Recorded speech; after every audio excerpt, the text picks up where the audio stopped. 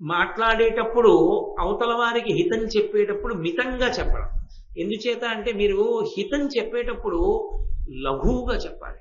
పెద్ద ప్రమాదం ఎక్కడొస్తుందంటే హితాన్ని దీర్ఘంగా చెప్పారనుకోండి, అవతల వాడికి చీకాకు వస్తుంది. ఈయన పాటించాడు ఏంటండి ఇవన్నీ అంటాడు. అంటే మితంగా మాట్లాడాలి. అవతలవాడు ఎప్పుడైనా సరే దెబ్బతిని ఉన్నాడు అనుకోండి, తప్పు మార్గంలో ఉన్నాడు అనుకోండి, మీరు ఖండించి గంట సేపు ప్రసంగం చేస్తే వాడు ముదిరిపోయి వెళ్ళిపోతాడు, గట్టిపడిపోయి.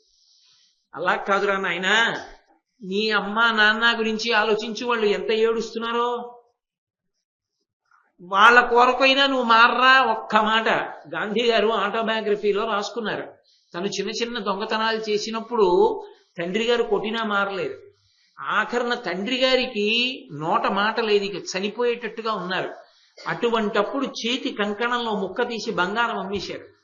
ఆయన చేసిన దొంగతనం తండ్రికి తెలిసింది. మృత్యుశయ్య మీద ఉన్నారు ఆయన. గాంధీ గారిని కొట్టినన్నాళ్ళు గాంధీ గారు మారలేదు. చనిపోయేటప్పుడు ఇక మృత్యుశయ్య మీద ఉండి ఆ కొడుకుని దగ్గరికి పిలిచి గాంధీ గారి చెయ్యి పట్టుకుని అలా చూశాడు తండ్రి. చూడ్డంలో ఎంతో బాధ కలిగింది. వీడు మారట్లేదు, దొంగతనాలకు అలవాటు పడుతున్నాడు, ఏమవుతాడో అని. నోట మాట రాలేదు. 2 కన్నుల వెంట నీరు ధారగా తలగడా మీద పడింది. జీవితంలో గాంధీ గారి దొంగతనం చేయి.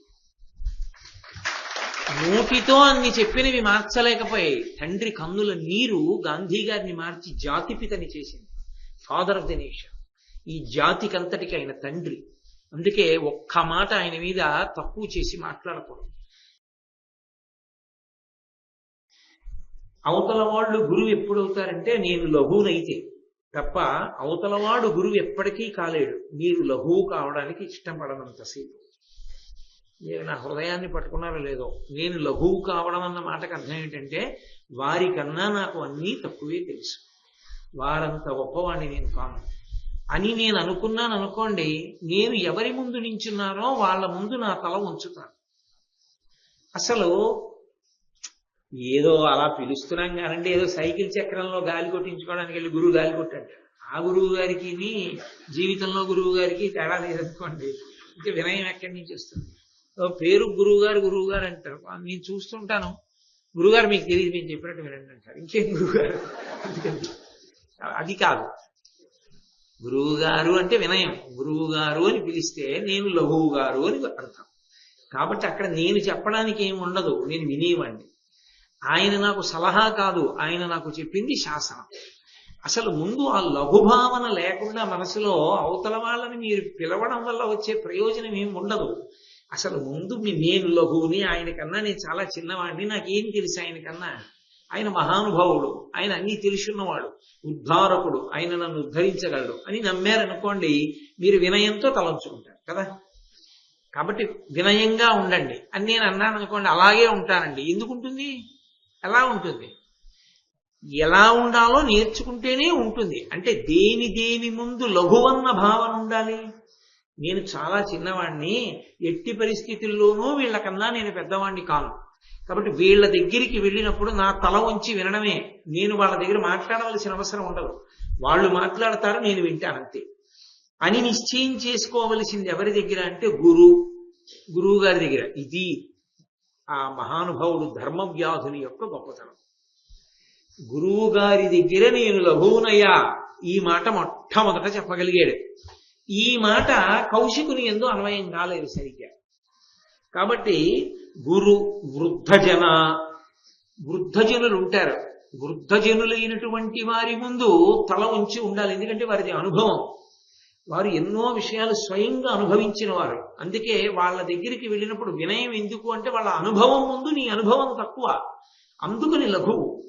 కాబట్టి అందుకని గౌరవించవలసి ఉంటుంది. నేను ఉద్యోగానికి జాయిన్ అయిన కొత్తల్లో చాలా పెద్ద ఒక ఆయన ఉండేవారు. ఆయన నాతో ఓ మాట అంటుండేవారు, నాకు ఇప్పటికీ బాగా జ్ఞాపకం. తెలియక కొత్తగా జాయిన్ అయినప్పుడు ఉద్యోగంలో అని ఏదో పెద్దవాళ్ళని అధిక్షేపిస్తే ఆయన ఓ మాట అనేవారు, ఓ 20 ఏళ్ళు సర్వీస్ చేసేసిన తర్వాత నీకు తెలుస్తుంది ఎక్స్పీరియన్స్ అంటే ఏమిటో, ఇప్పుడు తెలియదులే అలాగే మాట్లాడతాం. నాకు ఎందుకు అలా అంటారు ఈయన అనుకునేవాడిని. ఆ తర్వాత నాకు అర్థమైంది అనుభవం అన్నది ఎంత గొప్పది. 1,000 పుస్తకాలు చదవడం అనుభవానికి సమానం. అనుభవాన్ని మించినటువంటి పాఠం లోకంలో ఇంకోటి ఉండదు. వృద్ధుల యందు ఆ అనుభవం ఉంటుంది. వారు ఎన్నో ఉత్థాన పతనములను చూసిన వారు, ఎన్నో కష్ట సుఖాలు పడ్డవారు. అందుకే వారి మాట వినగలిగితే మనం ఆ కష్టంలో పడక్కర్లేదు. మనకు అర్థమైపోతుంది. తండ్రి, ఒరే నాన్న, రాత్రి ఒక్కడివి 12 గంటలు 1 గంట వేళ ఒక్కడివి తిరక్కు అంటాడు. నాన్నగారు ఎందుకు చెప్పారో అని మానేశాడు అనుకోండి, వదిలిపోతుంది. నాన్నగారు 12, 1 గంటకి వెళ్ళొద్దని ఎందుకన్నారో తెలుసుకుంటానని వెళ్ళాడు అనుకోండి, 4 కుక్కలు పీకాకి తెలుస్తుంది. బొడ్డు చుట్టూ 14 ఇంజక్షన్లు చేయించుకున్నాడు. నాన్నగారికి ఇంతకు ముందు అది అయింది, అందుకు నాన్నగారు చెప్పారు. కాబట్టి ఇప్పుడు నాన్నగారు చెప్పింది పాటిస్తే చాలు. 14 ఇంజక్షన్లు, 4 కుక్కల పీకడాలు ఉండవు. వృద్ధులు నీకన్నా ఎప్పుడూ గురువులే, నువ్వు లఘువే దాని ముందు, ఎందుకంటే ఆ అనుభవం నీకు లేదు. కాబట్టి గురు వృద్ధజన అతిథి.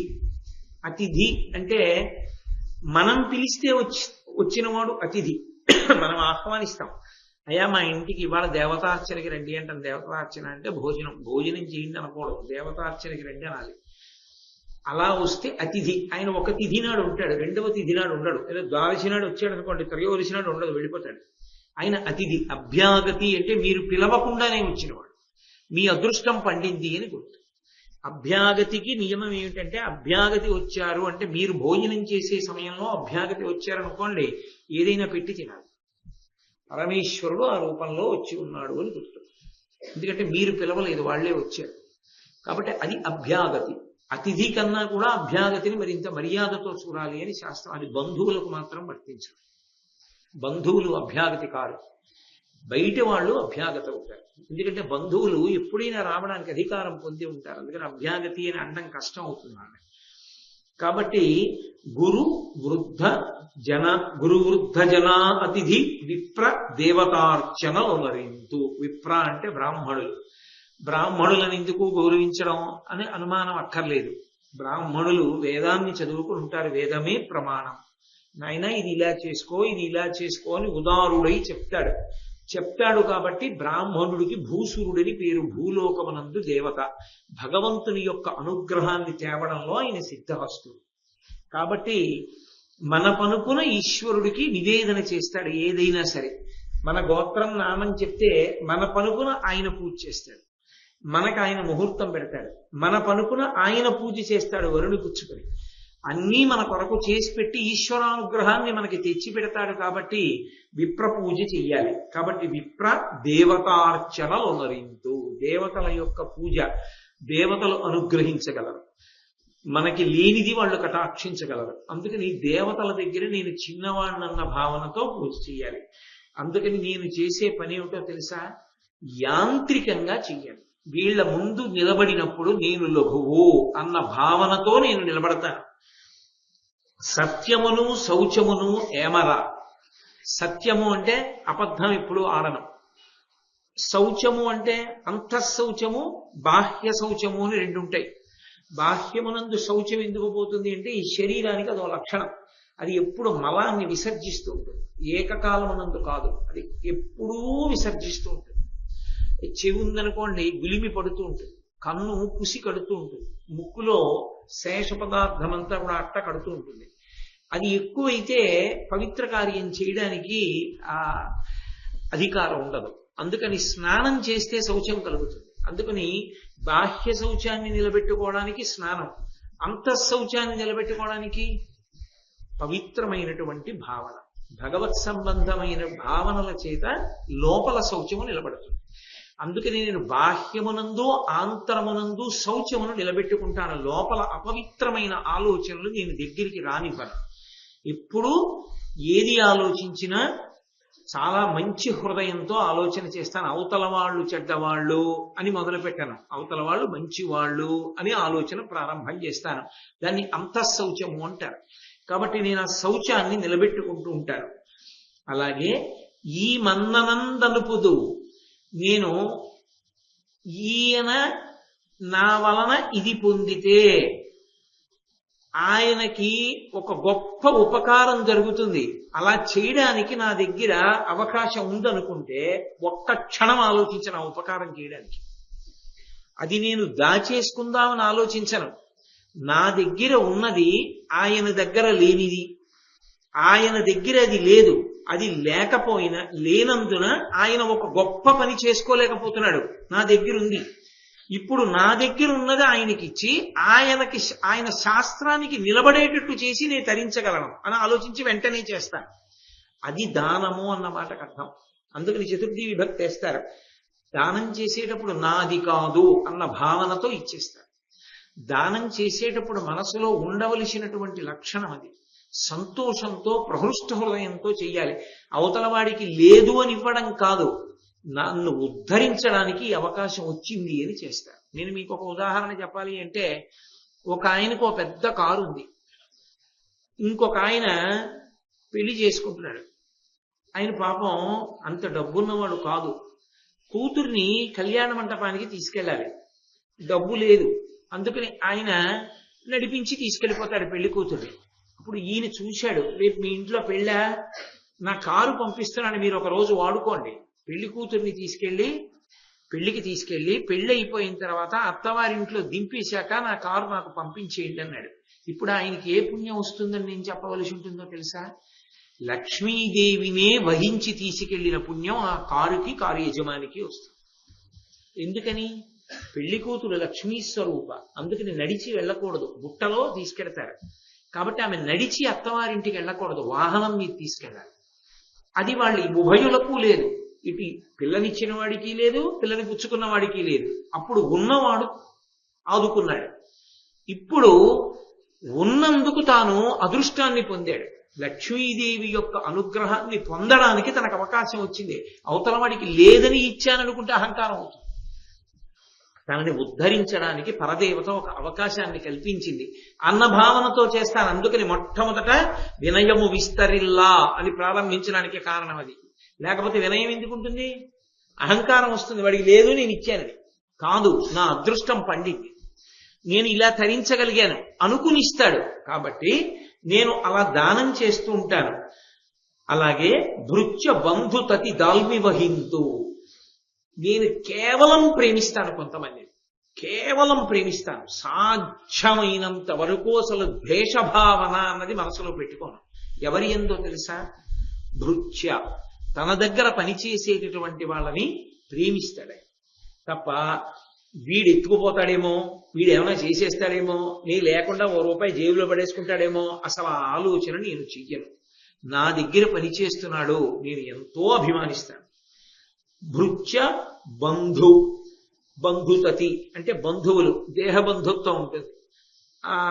ఏదో బంధుత్వం గురించి నేను పెద్ద విశేషంగా ఉపన్యాసం చెప్పేది ఏముంటుందండి? మీకు తెలుసు, బంధువులు పుట్టుకతో వస్తాయి. మనం పుట్టడంతోనే బంధుత్వాలు వస్తాయి. అందుకే ఇది దేహ బంధుత్వం అంటారు. నేను ఒక తల్లిదండ్రులకి కుమారుడుగా పుట్టగానే నాకు పెదనాన్నగారులు ఉంటారు, పినతండ్రులు ఉంటారు, నాకు అన్నదమ్ములు ఉంటారు, అక్క చెల్లెళ్ళు ఉంటారు. ఇవి కాక జీవన క్రమంలో వచ్చేటటువంటి బంధుత్వాలు కొన్ని ఉంటాయి. అవి కాలంలో కలుస్తాయి. ఏదో నా కూతుర్ని కన్యాదానం చేశాను అనుకోండి, నాకు ఉయ్యాల వారు వస్తారు, అటువైపు వాళ్ళతో బంధుత్వాలు వస్తాయి. నా కొడుకుని నేను పెళ్లి చేసి కోడల్ని తెచ్చుకున్నాను అనుకోండి, అటువైపు వారితో బంధుత్వాలు కలుస్తాయి. అప్పుడు ఇవి కాలక్రమంలో వస్తాయి, కొన్ని పుట్టుకతోనే వచ్చేస్తాయి. వీటి పట్ల గౌరవం ఉండాలి. ఎంత అమర్యాదతో కూడుకున్న వాళ్ళు కానివ్వండి, వాళ్ళకి అవమానం జరుగుతుందేమో, నేను వెళ్ళి అక్కడ నిలబడకపోతే అన్న సందర్భం ఒకటి వచ్చిందనుకోండి, అప్పుడు దాన్ని అవకాశంగా వాడుకోకూడదు. అది బంధు గౌరవం అన్న మాటకు అర్థం. నువ్వు ఉత్తప్పుడు ఏదైనా ఓ మాట పర్వాలేదు, ఏమీ దోషం కాదు, నీకేదో అభిప్రాయ భేదం ఉంది, అలా ఉండకూడదు అని చెప్పు, తప్పేం లేదు. కానీ వాళ్ళ ఇంట్లో ఓ కార్యం జరుగుతోంది, ఉదాహరణకి నా తమ్ముడు ఉన్నాడు అనుకోండి, నా తమ్ముడితో నాకేదో అభిప్రాయ భేదం ఉంది, నువ్వు అలా జీవించకూడదు, తప్పు, నీ జీవన విధానాన్ని నేను అంగీకరించాను అన్నాను అనుకోండి, వాడు అలాగే ఉన్నాడు. ఒక ఉదాహరణకి చెప్తున్నాడు, వాడు కూతురికి పెళ్లి చేసుకుంటున్నాడు, నేను రానని అనుకోను. నాకు వాడి జీవన విధానం పట్ల భిన్నాభిప్రాయం ఉన్నా నేను పెళ్లికి వెళ్ళడం మాత్రం మానకూడదు. అది మర్యాద అంటే. ఎందుచేత అంటే నేను వెళ్ళలేదనుకోండి, వాడు అవమానింపబడతాడు, వాడిని నమ్మరు. ఏమంటారంటే వాళ్ళ అన్నగారు ఎందుకు రాలేదు పెళ్లికి? అన్నగారిది పెద్దరికం కదూ, పెద్దరికం ఉన్నప్పుడు పెద్దరికం ఉన్న అన్నగారే రాలేదంటే ఈయన్ని మనం ఎంత నమ్మచ్చు అన్న భావన ఏర్పడుతుంది. అప్పుడు నా తమ్ముణ్ణి నేను చులకన చేశానా లేదా? అభిప్రాయ భేదం ఉన్నా వెళ్ళవలసిందే. ఎక్కడ తాను వెళ్ళకపోతే అవమానం వస్తుందో అక్కడికి వెళ్ళాలి. అలాగే దాన్ని శాశ్వతం చేసుకోకూడదు. బంధువులతో అభిప్రాయ భేదం ఉండడం వరకు దోషం లేదు, ఉంటుంది, తప్పకుండా ఉంటుంది, ఎంత కాదన్నా. కానీ దాన్ని శాశ్వతత్వం మాత్రం ఇవ్వకూడదు ఎప్పుడు. శాశ్వతత్వం అంటే ఏ కారణానికి నేను ఆ గుమ్మం ఎక్కను, ఏ కారణానికి వాడు ఈ గుమ్మం ఎక్కకూడదన్న భావన మాత్రం బంధుజనమునందు ఉండరాదు. అసలు ఆ జీవితానికి అర్థం లేదు. నువ్వు అభిప్రాయ భేదం ఉంటే ఉండొచ్చు, ఎక్కడో అక్కడ ఏదో ఒకటి ఉంటుంది, నేను కాదన్నావు. కానీ నువ్వు వెళ్ళడానికి అభ్యంతరం ఉండకూడదు, వాళ్ళు నీ ఇంటికి రావడానికి అభ్యంతరం ఉండకూడదు. అంత మాత్రం ఎప్పుడు జటిలం చేసుకోకూడదు బంధుత్వాన్ని. బంధుత్వంలో అంత దూరం వెళ్ళినటువంటి వాడు విజ్ఞత లేనివాడు. అసలు తనకి 10 మందితో ఎలా మెసలాలో తెలియదనమాట వాడికి. కాబట్టి బంధుత్వము అంటే ఒక బంధం ఉంది, ఆ బంధనాన్ని తెంపే అధికారం నీకు లేదు, అది ఈశ్వరుడి చేత పడిపోయింది ఆ బంధనం. ఇప్పుడు నేను ఒక తల్లి తండ్రి కడుపున పుట్టినప్పుడు వాళ్ళ కడుపున పుట్టిన వాళ్ళతో నాకు బంధుత్వం ఉంది, నా అన్నదమ్ములు అని. దాన్ని తెంపే అధికారం నాకు ఎక్కడుంది చెప్పండి. నేను ఎలా అంటాను? వాడికి నాకు సంబంధం లేదండి. కొందరు తెలిసి తెలియని ధూర్త ప్రలాపనలు మాట్లాడతారు. వాడు చచ్చిపోయాడు, నేను స్నానం చేశానంటుంటారు. అఘాయిత్యం మాటలు. అంటే అసలు వాడికి జీవితం తెలియదు మాట్లాడడం. నువ్వెవరివి తెంపుకోవడానికి? ఒక్కనాటికి తెగదా బంధం. ఈ శరీరం ఉన్నంత కాలం వాళ్ళు నీ అన్నదమ్ములే, వాళ్ళు నీ అక్క చెల్లెళ్లే. బంధుత్వాలన్నీ అలాగే నిలబడతాయి. నువ్వు వదులుకున్న బంధుత్వాలు, అందుచేత నువ్వు పాడైపోయావు అంతే. అందుకే పెద్దలైనటువంటి వారి ఇంటికి వాళ్ళు ఇష్టపడని వాళ్ళు కూడా వచ్చి అన్నం తినేడతారు. పెద్దలైన వారు బంధుగృహానికి వాళ్ళ జీవన విధానము ఇష్టం లేకపోయినా పెడతారు. ఎందుకో తెలుసా? అది వాళ్ళ మర్యాద. తన మర్యాద తాను నిలబెట్టుకోవాలి.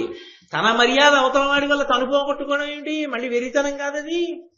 అది బంధువుల యందు జాగ్రత్తగా ఉండుట అన్న మాటకు అర్థం. అది తప్పించి అసలు అదే రాలేదనుకోండి, ఈశ్వరుడు నువ్వు ఇవి తెంపుకోకురా అని కొన్ని సంబంధాలు పెట్టాడు. మిగిలినవి నీ ఇష్టం, ఉంచుకుంటే ఉంచుకో, తెంపుకుంటే తెంపుకో అన్నాడు.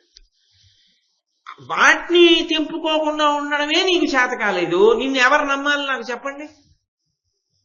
నాకేదో ఓ తమ్ముడు ఉన్నాడు, అక్కుందో చెల్లుంది అనుకోండి, వాళ్లతోనే అసలు నేను జీవితంలో గుమ్మం ఎక్కను, జీవితంలో నా ఇంటికి రాకూడదన్నాను అనుకోండి. ఉన్న 10 మందితో నాకు అలాంటి సంబంధం లేకపోతే, ఈశ్వరుడిచ్చిన బంధాల్లో నేను నిలబెట్టుకోలేకపోతే, బయట మీరు నన్ను ఎలా నమ్ముతారు? నేను మీ ఇంటికి వస్తానని, మిమ్మల్ని నా ఇంటికి రాణిస్తానని మీరు నమ్మగలరా నన్ను? నా శీలమునకది పరీక్ష అవుతుంది. వాడి మాట దేవుడు. అందుకే బంధువుల ఎడల సుహృద్భావన కలిగి ఉండుట అన్న మాటలోని పరిణితికి అర్థం అది. అలాగని అంటకాగిపోకూడదు. నీకు పరమ భేదాభిప్రాయం ఉంది, అలా ఉండకూడదు, అది వైదికం కాదు, అలా జీవించకూడదనుంది. అంటకాగిపోకూడదు. ఎక్కడుంచాలో అక్కడ ఉంచాలి. ఎక్కడుంచాలో అన్న మాటలో అర్థం అసలు వెళ్ళకపోవడము అన్నది ఉండకూడదు. తెలిసి ఉండాలి. ఆయన అంగీకరించడం మన జీవన విధానాన్ని. కాబట్టి ఆయన మర్యాద అంతే. ఆయనలా మనం బతకలేము. ఆయన అలా బతకగలడు. ఆయనకి ఆ సంస్కారం ఉందని తనతో విభేదించేవాడు కూడా ఒప్పుకోగలగాలి, అలా ప్రవర్తించగలగాలి. నేను అలా ప్రవర్తిస్తాను, అది ఆయన పరిణితి. ధర్మవ్యాధుడు చూడడానికి మాంసం అమ్మేవాడిలా ఉంటాడు, 4వ వర్ణమునకు చెందినవాడు, కానీ ఆయనకి ఎంత పరిణితి ఉందో చూడండి. కాబట్టి భృత్యు బంధుతతి దాల్మి వహింతు అసూయ చెయ్య. నేను అసూయ దగ్గరికి రానివ్వ. అసూయ అన్న మాటకు అర్థం ఏంటో తెలుసా? తనకి లేదని ఏడవడం కాదు, వాడికి ఉందని ఏడవడం. ఇప్పుడు దానివల్ల వచ్చే ప్రమాదం ఏంటంటే, నాకు లేదని నేను ఏడిచాను అనుకోండి, ఆ ఏడుపు మాన్పచ్చు. అవతల వాడికి ఉందని ఏడిచాను అనుకోండి, నా ఏడుపు మాన్పడం మీ చేతిలో లేదు. నాశనం అవడం ఒక్కటే జవాబు ఉంటుంది. ఎందుకని?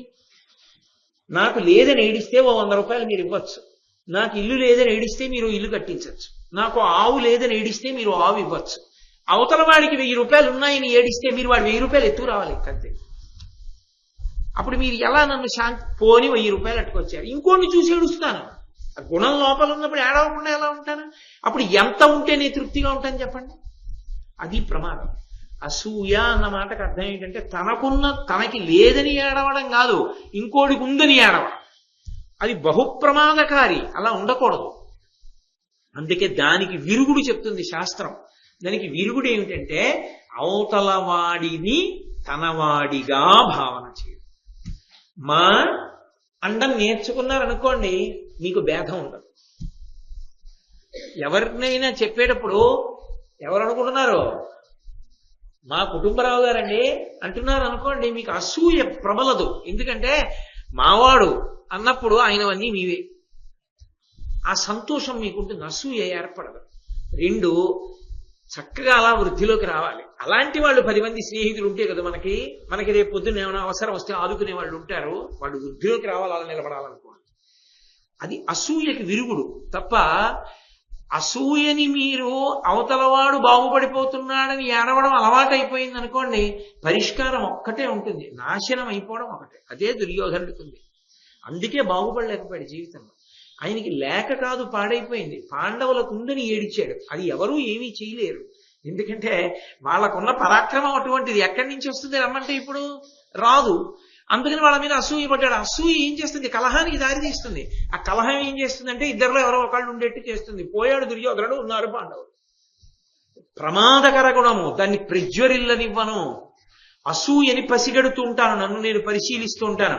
వాడు బాగుపడుతున్నాడని నేను ఏడుస్తున్నానా చూసుకుని వెంటనే ఊరుకోబెడతాను. నాకు ఇది చెప్తున్నప్పుడు మరి నేను ఈ మాట ఎంతవరకు చెప్పచ్చు అన్నది నా మీద నాకే నిశ్చితాభిప్రాయం లేదు. కానీ ఒక మంచి విషయమే కాబట్టి నేను ప్రస్తావిస్తే దోషం లేదు అని అనుకుంటున్నాను. నేను విశాఖపట్నంలో చదువుకునే రోజుల్లో ద్రోణంరాజు సత్యనారాయణ గారని ఒక రాజకీయ నాయకుడు ఒక పార్టీ మీద పోటీ చేశారు. తిన్నేటి విశ్వనాథం గారని వారు ఒక పార్టీ మీద పోటీ చేశారు. నేను ఏదో కారణానికి ఓ సెంటర్లో నిలబడి ఉన్నాను, ఏ బస్సు ఎక్కడానికో దేనికో.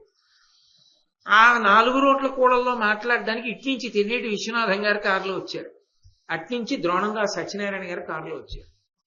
ద్రోణంరాజు సత్యనారాయణ గారు గెలిచే అవకాశాలు ఎక్కువగా ఉన్నాయని ఆ రోజుల్లో తిన్నేటి విశ్వనాథం గారికి తెలుసు. ద్రోణంరాజు సత్యనారాయణ గారు దిగారు, ఇటు విశ్వనాథం గారు దిగారు. అది పెద్దరికం అంటే. గబగబా వెళ్లి విశ్వనాథం గారు ద్రోణంరాజు సత్యనారాయణ గారి చేయి పట్టుకుని, బుద్ధుందా? ఎన్నికలు శాశ్వతం అనుకుంటున్నావా? 5 ఏళ్ళు ఏమిటా మొహం ఎంత నల్లగా ఉందో చూడు, ఎందుకు అంత తిరిగేస్తున్నావు? ఆరోగ్యం పాడైపోతే ఎవరిస్తారనుకుంటున్నావు? ఎండలో తిరక్కు అని తన కారులోంచి మజ్జిగ తెప్పించి ఇచ్చాడు. ఇస్తే ద్రోణంరాజు సత్యనారాయణ గారు మజ్జిగ తాగి విశ్వనాథం గారి కాళ్ళ మీద పడిపోయారు. మిమ్మల్ని నేను ఆశీర్వచనం అడగకూడదు, కానీ నేను గెలవాలని ఆశీర్వచనం చేయండి అన్నారు. ఒరేయ్, నేను గెలిచినా నువ్వు గెలిచినా కావలసింది అందరికీ క్షేమం చూడటమేనా? విజయీ భవ, తప్పకుండా గెలు. అది అసూయ లేక నా జీవితంలో నేను మరిచిపోలేని సంఘటన. అది అసూయ లేకుండా ఉండడం అంటే. అందుకే మహానుభావుడు తిన్నేటి విశ్వనాథం గారి పేరు చెప్తే ఇప్పటికీ అంత గౌరవిస్తారు.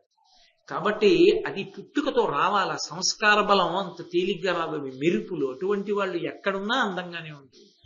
కాబట్టి నేను అసూయతో ఉండను. ఎందునూ అది తృష్ణ సాంప. తృష్ణగా మారుతోందేమో పరిశీలిస్తాను, తృష్ణగా మారుతుంటే తెంపేస్తాను. తృష్ణ అంటే సుఖం లేదు అని తెలిసి దానికోసం విపరీతమైన వెంపర్లాట. మృగతృష్ణ అని ఉంటుంది. ఎడారిలో ఎక్కడో నీళ్లు కనపడినట్టుగా ఉంటాయి, జంతువు పరిగెడుతూ ఉంటుంది. ఆ నీళ్లు మళ్ళీ దూరంగా వెళ్ళినట్టు ఉంటాయి, మళ్ళీ పరిగెడుతూ ఉంటుంది. దాహంతో పడిపోయి చచ్చిపోతుంది తప్ప అసలు అందులో నీళ్లు ఉండవు, దానికి దొరకవు. తృష్ణ అంటే ఆర్పలేని కోరిక. తృష్ణ ఎవరిని పట్టుకుందో వాడు తృణము అయిపోతాడు. తృణము అంటే గడ్డి పరక. తృష్ణ తిప్పేస్తుంది వాడిని, ఇక కళ్ళు కనపడవు. తృష్ణకి వశుడైపోయాడా ఇక ఆపలేరు. నెయ్యి పోసి అగ్నిని ఎలా ఆర్పలేరో, కోరికలు విజృంభించడాన్ని ఊరుకుంటే, అర్థం లేకుండా పెరిగిపోతే కోరికలు, అవి తృష్ణ. దానికోసం అలా తిరుగుతూనే ఉంటాడు, దానికి అంతే ఉండదు. అలా తిరిగితే జీవితకాలం వృధా అయిపోతుంది. చివరికి ఇంత కష్టపడి తృష్ణతో తిరిగి సంపాదించింది బిడ్డలకు వెళ్ళిపోతుంది, తను సాధించకున్నది ఏమీ ఉండదు. కాబట్టి తృష్ణ ఏర్పడుతోందా కోరికగా ఏర్పడుతోందా చూసుకుంటారు. అది వైదికమైన కోరిక, నాకు కలగచ్చా కోరిక, తప్పు లేదు, అనుకున్న దాన్ని అనుమతిస్తాను. అది తృష్ణ, అనుమతించాను. కోరికకి తృష్ణకి తేడా ఉంటుంది. నాకు కొడుకు పుట్టాలి, కోరిక, అంగీకారం, ఒప్పుకున్నారు శాస్త్రం. ఎందుకని? కొడుకు పుట్టాలి, పితృరుణం తీరాలి. నాకు కూతురు ఉండాలి, కన్యాదానం చెయ్యాలి, ఒప్పుకున్నాం. నాకు ఇల్లు ఉండాలి, అందులో ఉండాలి, అంతఃపురం అయి ఉండక్కర్లేదు, నేను తలదాచుకోవడానికి ఒక గూడు చాలు, ఇల్లుంది, తృప్తి. నేను వెళ్ళడానికి ఒక వాహనం ఉండాలి, అది మోటార్ సైకిలా, ఏసీ కారా పక్కన పెట్టండి, నేను వెళ్ళడానికి వాహనం ఉంది, తృప్తి. అది ఉన్న ఇల్లు కాదు, పెద్ద 7 అంతస్తుల మేడ, తృష్ణ. తలదాచుకోవడానికి గూడు, కోరిక. సంతానం కలగాలి, వాడి యొక్క ప్రతిభకి తగిన పదవిలో వాడు కూర్చోవాలి, కాదు వాడు కలెక్టరే అవ్వాలి, తృష్ణ. తృష్ణకి కోరికకి తేడాని పరిశీలిస్తే మనిషి అగ్గగ్గలాడి తృణము కాడు. కోరికకి తృష్ణకి తేడా తెలియకపోతే తృణమైపోతాడు. అందుకే నేను తృష్ణకి లోనవుతున్నానా చూసుకుంటూ ఉంటాను. తృష్ణకి నేను వశుడను కావట్లేదు, నేను చక్కగా ఒబ్బిడిగా ఆ కోరిక తీర్చుకుంటూ ఉంటాను. పుణ్యమునకు మాత్రము అది అన్వయం కాదు. పుణ్యమునందు తృష్ణ ఉండవలసిందే. ధర్మమునందు, పుణ్యమునందు, శుశ్రూషయందు తృష్ణ ఉండాలి. ఇంకా చెయ్యాలి, ఇంకా చెయ్యాలి, ఇంకా చెయ్యాలని తాపత్రయం ఉండాలి. విద్యయందు కూడా. విద్యయందు వాంఛా పరివృధియును ప్రకృతి సిద్ధ గుణంబులు సజ్జనాడికి. కాబట్టి పరదోష కథా విముఖుండ ఎప్పుడు ఇతరుల విషయాలు తెలుసుకోవడం మీదే మక్కువ ఉంటుంది కొంతమందికి. మీరు చూడండి, నేనే చూస్తుంటా చాలా మందిని.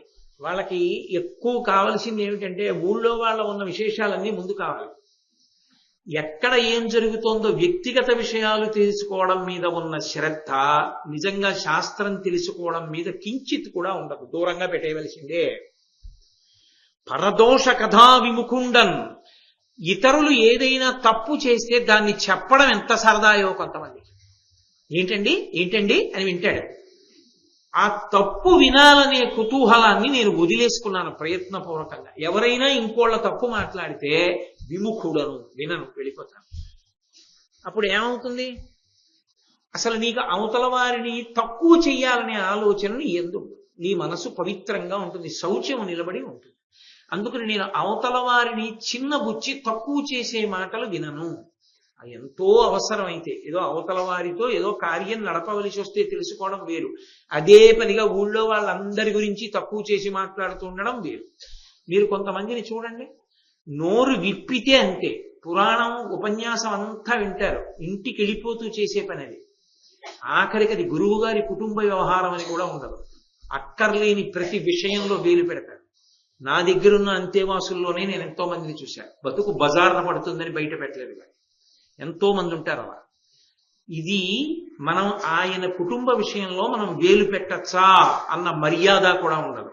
అంత తెంపరితనంతో ప్రవర్తిస్తారు కొంతమంది. కాబట్టి నేను పరదోష కథా విముఖుణ్ణి. నేను ఇతరుల యొక్క దోషములు వినడానికి అంగీకరించాను. నేను శాంతంగా ఉండడానికి ప్రయత్నిస్తాను.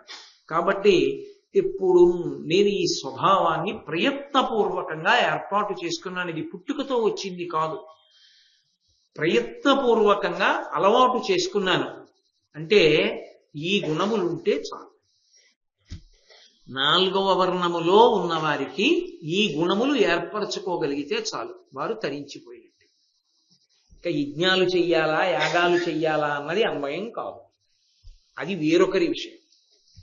ఒకటే ప్రభుత్వం అయినా రేషన్ కార్డు ఇచ్చేవాడు ఒకడు, తీర్పు చెప్పేవాడు ఒకడు, గ్రంథాలయం నడిపేవాడు ఒకడు, కారాగారంలో పెట్టేవాడు ఒకడు, ఉత్తరాలు బట్వాడా చేసేవాడు ఒకడు. ఎవడి శాఖ వాడిదే, ఒకడి పని ఇంకొకడు చేయడు. అంతా ప్రభుత్వ కార్యాలయమే కదండి అని చెప్పి పోలీస్ స్టేషన్కి వెడితే రేషన్ కార్డు ఇవ్వరు. ఎంఆర్ఓ ఆఫీస్కి వెళ్ళి మా ఇంట్లో దొంగలు పడ్డారంటే కేసు రాసుకోవాలి. ఎక్కడికి వెళ్ళాలో అక్కడికే వెళ్ళాలి. ధర్మం కూడా అంతే. ఎవరు ఏది పాటించాలో అది పాటిస్తే చాలు, వాళ్ళు తరించిపోతారని చెప్పి. కాబట్టి నేను ఇవి పాటిస్తాను. పాటించి తరించాడా లేదా ఒక్కటే గుర్తు.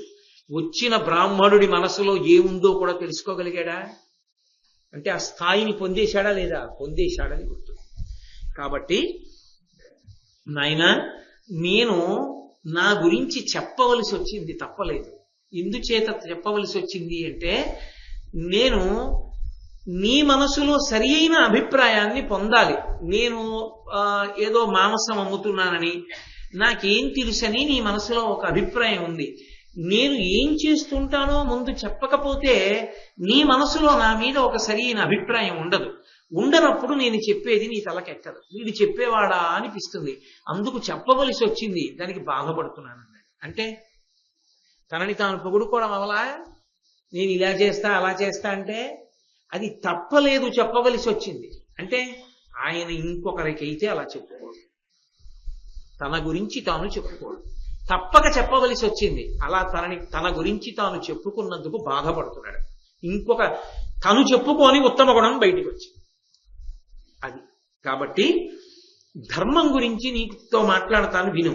ధార్మికులు సలుపు ఉత్తమ కర్మము చెడనాడు నాస్తిక జనం విను. ఆ దుర్మతుల తెరగు గైకొని ధర్మము నెడ ప్రీతి వదల తగదు బుధనుకును. లోకంలో ధర్మాన్ని పట్టుకునే వాళ్ళు కొంతమంది ఉంటారు, ధర్మం గురించే మాట్లాడే వాళ్ళు కొంతమంది ఉంటారు. అసలు ధర్మం గురించి మాట్లాడకుండా ధర్మాన్ని ఎప్పుడూ పట్టుకోని వాళ్ళు కొంతమంది ఉంటారు. ఏమిటండి ధర్మం, ఏమిటండి అవన్నీ, ఏడు పురాణం, ఏడు వేదం ఏమిటి, కావ్యం ఏమిటి అనేవాళ్ళు కొంతమంది ఉంటారు. రాముడు నడిచినట్టు నడవాలండి అనేవాళ్ళు, రామాయణాన్ని నమ్ముకునేవాళ్ళు, రామాయణంలో చెప్పినట్టు బ్రతికేవాళ్ళు కొంతమంది ఉంటారు. కానీ ప్రయత్నపూర్వకంగా ధర్మం గురించి చెప్పి ధర్మాన్ని నమ్ముకుని బతుకుతున్నవాడి పక్కన నువ్వు చేరు తప్ప ఏమి ధర్మం ఏమి వేదం అనేటటువంటి వాళ్ళ దగ్గరికి మాత్రం వెళ్ళకు. ఎందుకంటే వాళ్ళ మాటలు ఎక్కువగా వింటే నీ మనసు అలాగే తయారవుతుంది, ఆ ప్రవర్తన చేత పాడైపోతావు. అందుకని వద్దు, నువ్వు ధర్మాన్నే పట్టుకునే ప్రయత్నం చేయి తప్ప ధర్మ వ్యతిరేకమైనటువంటి సభలకి, ధర్మ వ్యతిరేకమైన ప్రబోధాల్ని వినవద్దు, ధర్మ వ్యతిరేకమైన ప్రవర్తన కలవారితో కూడవద్దు. అది అసలు ధర్మం గురించి తెలుసుకోవలసిన మొదటి విశేషం. ఇక దానంబు సత్యంబు తపము యజ్ఞము ఆర్జవము కామ లోభాది వర్జనంబు గురుజన శుశ్రూష క్రోధరాహిత్యంబు దమము సంతోష మధ్యయన నిరతి దాంభికత్వము లేమి దైన్యంబు వరయమి అనసూయ అనహంక్రియాభియుక్తి తలపంగ ఆద్యమైతనరు ధర్మమపుడు కొనియాట నాస్తిక కోష్టి జనమి శీల సంరక్ష తీర్థ సంసేవ శౌచము అఖిల భూతంబులందు దయార్ధుడుట మిత హితోక్తులు సంస్థిత మిత్ర గుప్తి ఇన్నీయును శిష్ట చరితంబులిద్ధరి చరిత. మంచివాడు, ఆయన చారిత్రము మంచిది, ఆయన నడవడి మంచిది అనిపించుకోవాలి అంటే లోకంలో చాలా మంది ఒక వ్యక్తిని ఆయన చాలా ఉత్తముడు అని అనాలి అంటే ఇదిగో ఈ గుణములను ప్రయత్నపూర్వకంగా తెచ్చుకోవాలి. అవి తమంత తాము రావు, నువ్వు ప్రయత్నం చేసి తెచ్చుకోవాలి. దానంబు, దాచుకో అని చెప్తుంది కానీ మనసు ఒకళ్ళకి ఇచ్చుకో అని చెప్పదు. దాచుకో అన్న మనసుని దెబ్బ కొట్టి ఇవ్వడం అలవాటు చేసుకోవాలి. కాబట్టి దానంబు సత్యంబు, ఎందుకు ఇప్పుడు ఆ నిజం చెప్పడం అని చెప్పడం మానేస్తాడు కాదు, ధైర్యంతో సత్యమే చెప్పగలగాలి. తపము అంటే ఇక్కడ ఇంద్రియ నిగ్రహము, ఇంద్రియములను నిగ్రహించాలి. గుర్రాల్ని విడిచిపెట్టినట్టు విడిచిపెట్టకూడదు. యజ్ఞము, దేవతలకి హవిస్సునిచ్చేటటువంటి ప్రయత్నం చెయ్యాలి. అలాగే ఆర్జవము అన్న మాటకు అర్థం ఏమిటంటే రుజువర్తన, ముక్కుకు సూటిగా ఉండుట. మూడిటి యందు అంటే మనసులో ఏది ఉన్నదో దానినే చేయుట, దానినే మాట్లాడుట. మూడిటిని ఏకీకృతం చేయడం అలవాటైతే మనస వాచ కర్మణ ఏకీకృతమైతే రుజుత్వం అంటారు. ఆ రుజుత్వమునందు నిలబడుట. కామలోభాది వర్జనంబు, కామము లోభము మొదలైన దుర్గుణాలకి దూరంగా జరగడానికి ప్రయత్నం చేయడం, అవి మనని విడిచిపెట్టేటట్టుగా ప్రవర్తించడం. గురుజన శుశ్రూష, గురువు గారికి శుశ్రూష చేయడం. క్రోధరాహిత్యంబు, క్రోధాన్ని విడిచిపెట్టడం. అలాగే బాహ్యేంద్రియ నిగ్రహాన్ని అంతరింద్రియ నిగ్రహాన్ని అలవాటు చేసుకోవడం. సంతోషము, ఉన్నదానితో తృప్తిగా జీవనం చెయ్యగలడం. అధ్యయన నిరతి, కొత్త విషయాల్ని మంచి విషయాల్ని తెలుసుకోవాలనే కుతూహలం, వింటూ ఉండడం చదువుకుంటూ ఉండడం. కాబట్టి అధ్యయన నిరతి. దాంభికత్వములేమి, పైకి ఒకలా ఉండి లోపల ఒకలా ఉండడం, అలా ఉండకుండా లోపల పైన ఒకలాగే ఉంటే దంభం లేకుండా ఉన్నాడంటారు. దైన్యంబు వరయమి, ఎప్పుడు దిగులుగా, ఎప్పుడు ఏమిటో పోగొట్టుకున్న వాళ్ళ ఏదో ఆలోచనతోటి బెంగ పెట్టుకుని కాకుండా ఉత్సాహంగా ఉండగలగడం. అనసూయ, ఇతరుల పట్ల అసూయ లేకుండా ఉండడం. అనహంక్రియాభియుక్తి, అహంకారాన్ని విడిచిపెట్టడం. తలపంగ ఆజ్యమైదనరు ధర్మమిపుడు కొనియాట. ఇవి ఎవరికైనా ఉండవలసినటువంటి లక్షణాలు. నాస్తిక్య గోష్ఠి జనమి, వేదము ప్రమాణము కాదని మాట్లాడే వాళ్ళ దగ్గరికి వెళ్లకుండా తనంత తాను దూరంగా ఉండడం. శీల సంరక్ష, స్వభావం మంచిదిగా ఉండేటట్టుగా తనని తాను దిద్దుకోవడం. తీర్థ సంసేవ, తీర్థయాత్రకి వెళ్లడంలో అనురక్తిని చూపించడం. శౌచము, ఆంతరమునందు బాహ్యమునందు శౌచాన్ని నిలబెట్టుకోవడం. అఖిల భూతములందు దయార్థుడగుట, అన్ని భూతముల యందు దయతో ప్రవర్తించడం. మిత హితోక్తులు, మాట్లాడేటప్పుడు అవతల వారికి హితం చెప్పేటప్పుడు మితంగా చెప్పడం. ఎందుచేత అంటే మీరు హితం చెప్పేటప్పుడు లఘువుగా చెప్పాలి. పెద్ద ప్రమాదం ఎక్కడొస్తుందంటే హితాన్ని దీర్ఘంగా చెప్పారనుకోండి, అవతల వాడికి చీకాకు వస్తుంది. ఈయన పాటించాడు ఏంటండి ఇవన్నీ అంటాడు. మితంగా మాట్లాడాలి. అవతలవాడు ఎప్పుడైనా సరే దెబ్బతిని ఉన్నాడు అనుకోండి, తప్పు మార్గంలో ఉన్నాడు అనుకోండి, మీరు ఖండించి గంట సేపు ప్రసంగం చేస్తే వాడు ముదిరిపోయి వెళ్ళిపోతాడు, గట్టిపడిపోయి. అలా కాదురా నాయన, నీ అమ్మ నాన్న గురించి ఆలోచించు, వాళ్ళు ఎంత ఏడుస్తున్నారో, వాళ్ళ కోరకైనా నువ్వు మారరా. ఒక్క మాట గాంధీ గారు ఆటోబయోగ్రఫీలో రాసుకున్నారు. తను చిన్న చిన్న దొంగతనాలు చేసినప్పుడు తండ్రి గారు కొట్టినా మారలేదు. ఆఖరణ తండ్రి గారికి నోట మాట లేదు, ఇక చనిపోయేటట్టుగా ఉన్నారు. అటువంటప్పుడు చేతి కంకణంలో ముక్క తీసి బంగారం అమ్మేశారు. ఆయన చేసిన దొంగతనం తండ్రికి తెలిసింది. మృత్యుశయ్య మీద ఉన్నారు ఆయన. గాంధీ గారిని కొట్టినన్నాళ్ళు గాంధీ గారు మారలేదు.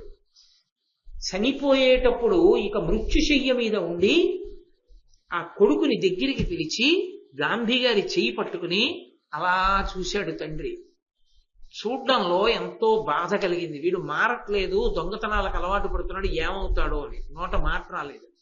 2 కన్నుల వెంట నీరు ధారగా తలగడా మీద పడింది. జీవితంలో గాంధీ గారి దొంగతనం చేయి.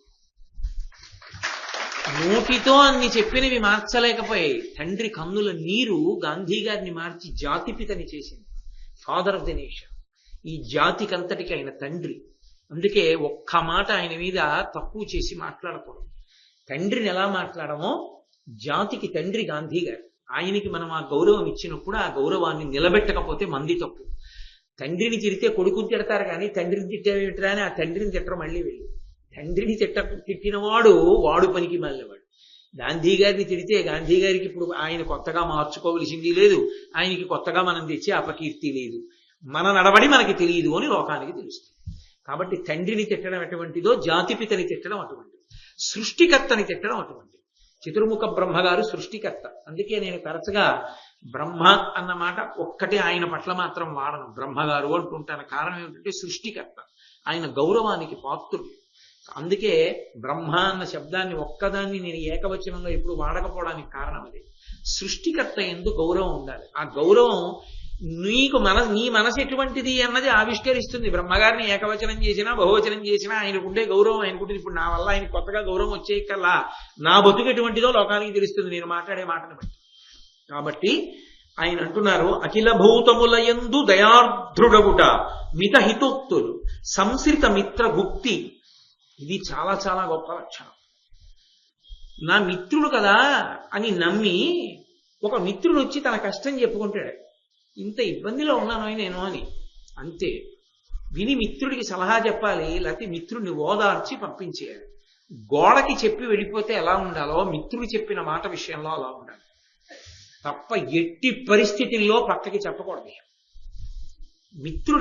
మిత్రుడు నమ్మి చెప్పుకున్న దాన్ని ఇతరులకి చెప్పడం అతని జీవితాన్ని వీధిలో పడేయడం. విని మరిచిపోవాలంతే, అతన్ని ఓదార్చి పంపించేయాలంతే. అతను నీకు చెప్పుకోవడం ఓదార్పు కోసం వచ్చాడు, నువ్వు 10 మందికి చెప్పి చులకన చేస్తావని రాలేదు. కాబట్టి అది నిలబెట్టుకోవడం, నీ వ్యక్తిత్వాన్ని పెంచుకోవడం. ఏమిటో పర్సనాలిటీ డెవలప్మెంట్ అని విదేశీయాలలో ఉన్నటువంటి రచయితల పేర్లు ఉటంకిస్తూ చెప్తారు. మహాభారతంలోనూ రామాయణంలోనూ చెప్పిన కన్నా గొప్పగా చెప్పగలిగిన వాళ్ళు ఉంటారేంటి? ఈ ఒక్క పద్యం చాలు పర్సనాలిటీ డెవలప్మెంట్ ఏమిటో. కాబట్టి సంశ్రిత మిత్ర గుప్తి ఇన్నియును శిష్ట చరితంబు లిద్ధ చరిత, ఇవన్నీ కూడా మంచి గుణములు కలిగిన వాడు, కీర్తివంతుడు, మంచి ప్రవర్తన ఉన్నవాడు అని చెప్పడానికి హేతువు. అవి తమంత తాము రావు పుట్టుకలో, ప్రయత్నపూర్వకంగా అలవాటు చేసుకోవాలి. ఏదైనా తెలియగానే ఎవరికి చెప్పేద్దామా అనిపిస్తుంది. నోరు మొయ్యి చెప్పొద్దని మనసు యొక్క నోరు ముయ్యాలి. అది గుణం. అది సంపాదించుకోవాలి తాను కోరి కోరి. కాబట్టి వేద విహితంబులను శాస్త్ర విహితములను శిష్ట చరితంబులను అనచెప్ప నొప్పి ధర్మములు 3 విధముల దనరుచుండు కడగి ఇండియో సద్గతి కారణములు. సద్గతి అంటే మంచి గతి, మార్గమునందు వెళ్ళి చేరుకోవలసిన దాన్ని చేరుకోవాలి అంటే ఎప్పుడూ కూడా మనం అనుసరించవలసినవి కొన్ని ఉన్నాయి. ఒకటి వేద విహితంబు, వేదమును ప్రమాణంగా తీసుకుని బ్రతకాలి. శాస్త్ర విహితంబు, శాస్త్రాన్ని ప్రమాణంగా తీసుకుని బ్రతకాలి. శిష్ట చరితంబు, పెద్దలైన వారు ఎలా ప్రవర్తిస్తున్నారో అలా ప్రవర్తించాలి. 4వది అంతరాత్మ ప్రబోధం. ఈ 3 లేకపోతే లోకంలో, వేదము లేకపోతే, శాస్త్రము లేకపోతే, అటువంటి ప్రవర్తన కలిగిన పెద్దలు లేకపోతే అంతరాత్మ ప్రబోధం. కలియుగ లక్షణం ఏమిటంటే ముందు 3 ఉన్నా వదిలేసి 4వ దాన్ని పెద్దది చేసి మాట్లాడు. అంతరాత్మ ప్రబోధం 4వదే తప్ప 3ంటిని దాటింది కాదు. అందుకే ఆ 3 చెప్పి వదిలిపెట్టేశాడు ధర్మవ్యాధుడు. ఎంత పెద్ద మనిషో చూడండి.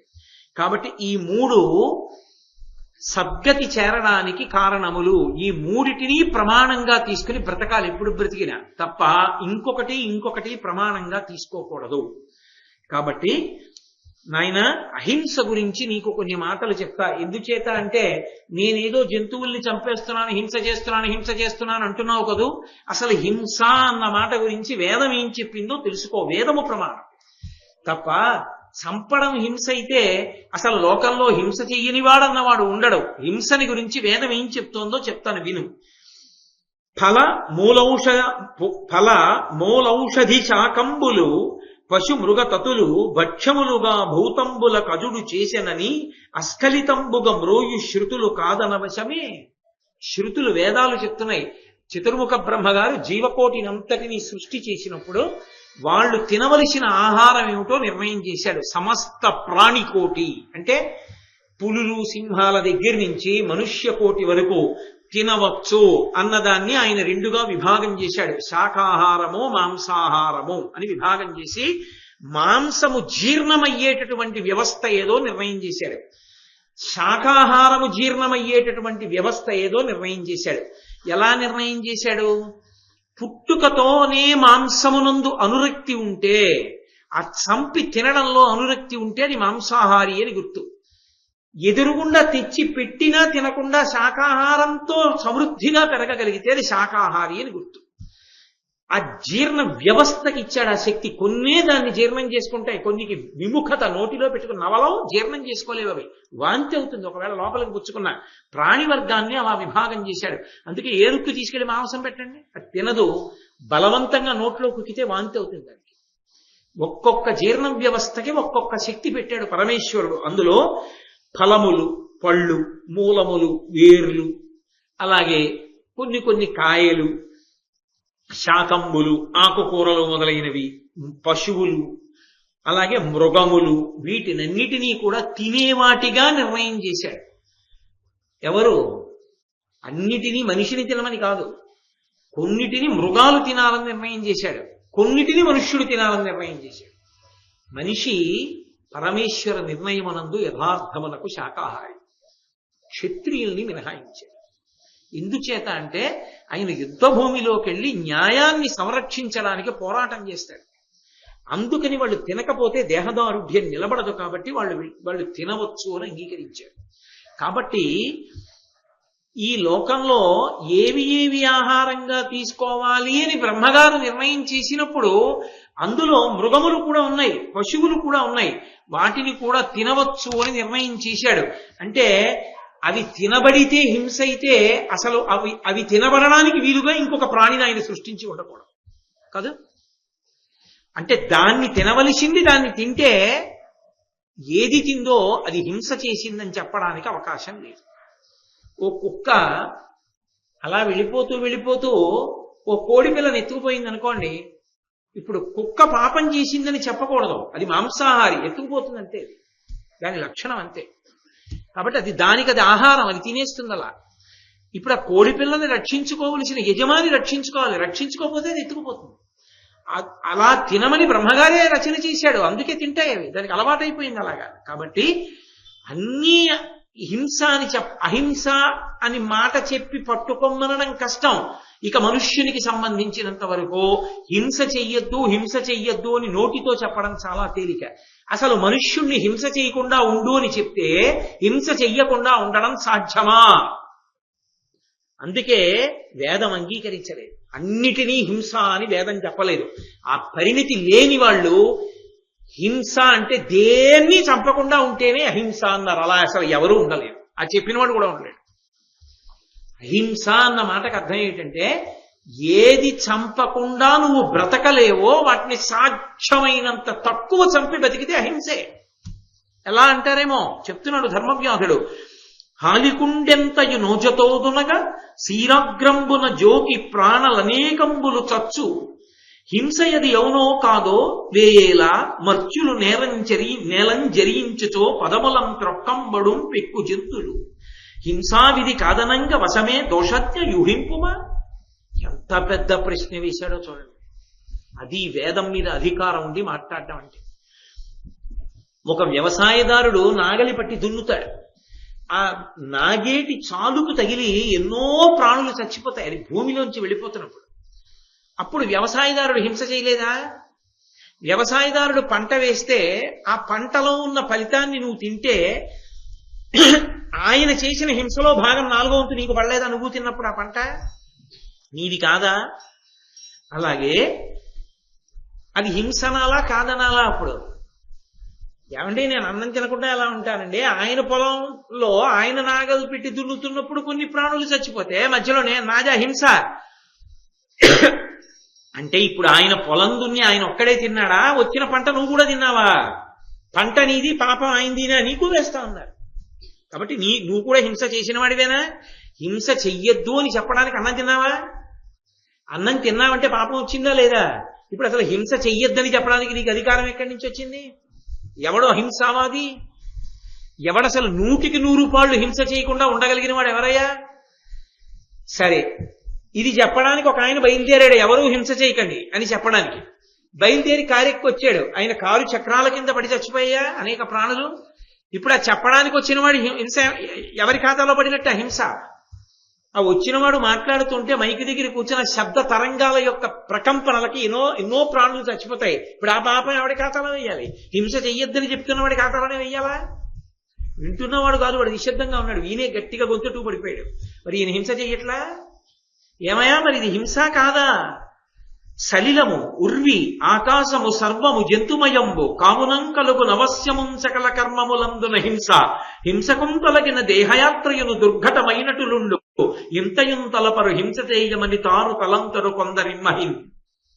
ధర్మవ్యాధుడన్నాడు, నీళ్లలో క్రిములున్నాయి, జీవులున్నాయి. నీళ్లలో కంటికి కనపడని ఎన్నో జీవులున్నాయి. అలాగే భూమి మీద ఉన్నాయి, ఆకాశంలో ఉన్నాయి. సమస్తమునందు కూడా జీవరాశి నిండిపోయింది. గుక్కెడు నీళ్లు తాగితే కొన్ని ప్రాణులు చచ్చిపోతున్నాయి. ఇంత పదార్థం తింటే కొన్ని ప్రాణులు చచ్చిపోతున్నాయి. ఏదో ఆకుకూర తరుగుతున్నారు, ఆకుకూరని పట్టుకుని ఉందో పురుగు చనిపోయింది. బియ్యంలో ఎక్కడో ఉంది పురుగు, చనిపోయి అన్నపు కెరళలో పైకి తేలింది. హింసేనా కాదా? సమస్త భూతముల యందు ప్రాణులు నిండిపోయినప్పుడు అవి చనిపోకుండా అసలు మనిషి ఎలా బతుకుతాడు? బ్రతకడం కుదరదు. కాబట్టి కొంతమంది ఏం చేస్తారంటే ఇలా ఇన్ని చచ్చిపోతుంటే తాము మాత్రం పూర్తి అహింసావాదులం, అసలు ఎప్పుడూ ఏ హింస చేయలేదు, మేము అహింసా పరమో ధర్మ అని మాట్లాడుతుంటారు. అలా చెప్పిన వాళ్ళందరూ నిజంగా ఒక్క ప్రాణి చచ్చిపోకుండా బ్రతికిన వాళ్ళ? ఆలోచించు కౌశికుడా. అది కాదు వేద హృదయం. వేదమునందు అహింస అన్న మాటకు అర్థం ఏమిటో తెలుసా? హింస చేయని వాడు లేడి జగన్మున ఒక్కడైనను తమ తమ యోపినట్లు హింస తెరువున కెడగల్గి ఏగవలయు అది చూవి అహింసాయన అతిశయిందు. అది అహింస అన్న మాటకు అర్థం ఏంటంటే ఏది చెయ్యకపోతే నీకు బ్రతుకు లేదో అది నువ్వు చేస్తే అవతలవి చనిపోతే అది అహింస అది హింస కాదు. అన్నం వండుకోకపోతే నేను బతకను కాబట్టి వ్యవసాయం చేశాడు వ్యవసాయదారుడు, అన్నం తిన్నాను, అన్నం తినలేదనుకోండి హింస అవుతుందని ఆత్మహింస అవుతుంది, ఆత్మహత్య అవుతుంది. నన్ను నేను చంపుకోనప్పుడు కాబట్టి అన్నం తినకుండా ఎలా ఉంటాను? బతకడం కోసం అన్నం తిన్నాను. అప్పుడు ఆ వ్యవసాయం చేస్తే చనిపోయినటువంటి క్రిమికీటకాదుల వలన వచ్చినటువంటి హింసాదోషము నాకు రాదు. ఓ ఆకుకూర కోసుకున్నాను, నాకు రాలేదు. ఒక కాయో పండో తింటున్నాను, అందులో ఉన్న పురుగులు చచ్చిపోయి, నాకు రాదు. నేను ఉపన్యాసం చెప్పాలి, 10 మందికి మంచి చెప్పడం కోసం మాట్లాడుతున్నప్పుడు కొన్ని ప్రాణులు పడిపోయాయి, నాకు దోషం రాదు. కానీ ఎంత తక్కువ హింస చెయ్యొచ్చో అంత తక్కువ హింసే తప్ప ఎక్కువ చేయకూడదన్న దయ మనసులో ఉన్నంత కాలం అహింసగానే వస్తుంది, హింసగా రాదు. కాబట్టి నేను బతకడానికి చంపితే తప్పేమిటండి అని ఉత్తినే అలా నించుని ఏమీ పని లేకపోయినా చెట్టు కొమ్మ ఆకులు తుప్పుతున్నాను అనుకోండి, హింసాదోషం. ఎందుకు అసలు ఆకు తుంపడం? నువ్వు చెట్టు కింద నించో చాలు. ఏమీ తోచకపోతే ఎక్కడి నుంచి ఉన్నాడో ఆ చెట్టు ఆకులు తుప్పుతూ ఉండడం, నవ్వులుతూ ఉండడం, వాటిని వాటిని చిదుముతూ ఉండడం, అది హింస. అది నువ్వు అలా చేయకపోయినా నువ్వు చెట్టు కింద నిలబడి వెళ్ళిపోవచ్చు. ఆకు తుంపమని ఎవరు చెప్పారు నిన్ను? అప్పుడు దోషం. కొంతమంది చూడండి, అలా వెడుతూ ఓ మొక్క పీకేస్తారు. పీకేస్తే శాఖాభంజనం పర్వాలేదు, చిన్న కొమ్మ విరిచారనుకోండి మళ్ళీ కొమ్మేస్తుంది. చెట్టే పీకేశారనుకోండి చచ్చిపోయింది. అది హింస. నాకు ఎంతవరకు అవసరమో అంతవరకు నేను తీసుకున్నప్పుడు పదార్థం తీసుకోవడానికి హింస జరిగితే హింస కింద రాదు. కానీ మితిమీరి నేను ఏదైనా చేశాననుకోండి హింస, తప్పకుండా హింసలోకి వెళ్ళిపోతుంది. అదే పనిగా కావాలని ఇల్లు నీటిగా ఉంచుకోవడం అనేటటువంటి పేరుతో అసలు ఇంత పురుగు కూడా లేకుండా చంపేశారనుకోండి, అప్పుడు హింసాదోషం వస్తుంది. ఎందుచేత? నేను ఎక్కడ బ్రతుకుతున్నానో అక్కడ నా వల్ల కొన్ని ప్రాణులు కూడా బ్రతకాలి. నేను అన్నం తినగా కొద్దిగా అన్నం ఉండిపోతే కాకులు బలిభుక్కులు తింటాయి. నేను తినగా కొంత అన్నం వదిలేస్తే కొన్ని జంతువులు తింటాయి. నా ఇంట్లో నా మీద ఆధారపడి ఒక్క బల్లన్నా బతకాలి. అసలు ఒక్క బల్లిని కూడా ఇంట్లో ఉంచకూడదు. ఒక్క బల్లి ఉంటే వచ్చిన నష్టం ఏముందంటే, అది 4 పురుగులు తింటుంది. మా ఇంట్లో పురుగుల్ని నేను దీపం వేసుకుంటే అక్కడ పురుగులు ఎత్తింది. ఒక్క బల్లి. ఆ ఒక్క బల్లి కూడా ఉండడానికి వీల్లేదండి అన్నా అనుకోండి, ప్రమాదం. ఇంటి నిండా బల్లులు ఉంచుకుంటారంటే తప్పు, కానీ ఒక్క బల్లి ఉంటే వచ్చేసిన ప్రమాదం ఏంది? ఇంటి నిండా అబ్బో అహింస అహింస అహింస. ఓ 30,000 బల్లులు ఉంచుకుంటే పులుసులో పడుతుంది, లేనిపోను గొడవ. కాబట్టి ఎంతవరకు హింస కాదో అక్కడ వరకు ఉన్నది అహింస. కాబట్టి అలా ఉండవచ్చు. ఇప్పుడు నేను పుట్టిన కులం, ఆ కులం అయినప్పుడు నా వ్యాపారం అదే. నా వ్యాపారం అదే అయినప్పుడు వాడు చంపి తెచ్చిన దాన్ని కొని నేను అమ్ముతాను తినేవాడికి. నేను హింస చేశానంటే ఏమిటే? నీకు అసలు వేదంలో హింస అన్న మాటకు అర్థం తెలియలేదు. నీకు తెలిస్తే నువ్వు ఇలా మాట్లాడవు. కాబట్టి అహింస అన్న మాటకి అర్థాన్ని జాగ్రత్తగా అర్థం చేసుకో. తర్వాత నీకు నేను ఒక విషయాన్ని చెప్తాను, బాగా గమనించు కౌశిక. నీతివంతులు ధర్మనిరతులు దక్షులు మగవారు చేయు కార్యములు కొన్ని సిద్ధి పొందవు. దుష్టచిత్తులు క్రూరులై చేయ కొన్ని విశేష సిద్ధి పొందు. ఊరక ఉండంగా ఒందు కొందరు విపులర్థార్థములు, కొందరు ఆయాసపడియు నిష్ఫలారంభులై నిలుతురు. కొందరు పేదవారికి ప్రజ పెళ్ళు ఒడము. అర్థవంతులు కొందరికి అధిక దానములు ధర్మములు సువ్రతములు చేయ ప్రజలు పుట్టరు. వినుమిట్టి భంగి సొమ్ము కర్మఫలమాత్మతంత్రంబు కాకయుండు. నువ్వు ఇలా ఎందుకు పుట్టావు, మాంసమే ఎందుకు అమ్ముతున్నావు అంటావేమో. నేను నీకొకటి చెప్పనా? చేసుకున్న కర్మ పోదు, శరీరం పోతుంది. ఆ శరీరంతో చేసిన కర్మ ఫలితం మాత్రం జీవుణ్ణి వెంబడించి వస్తుంది. కర్మఫలం ఎలా ఉంటుంది అంటావేమో.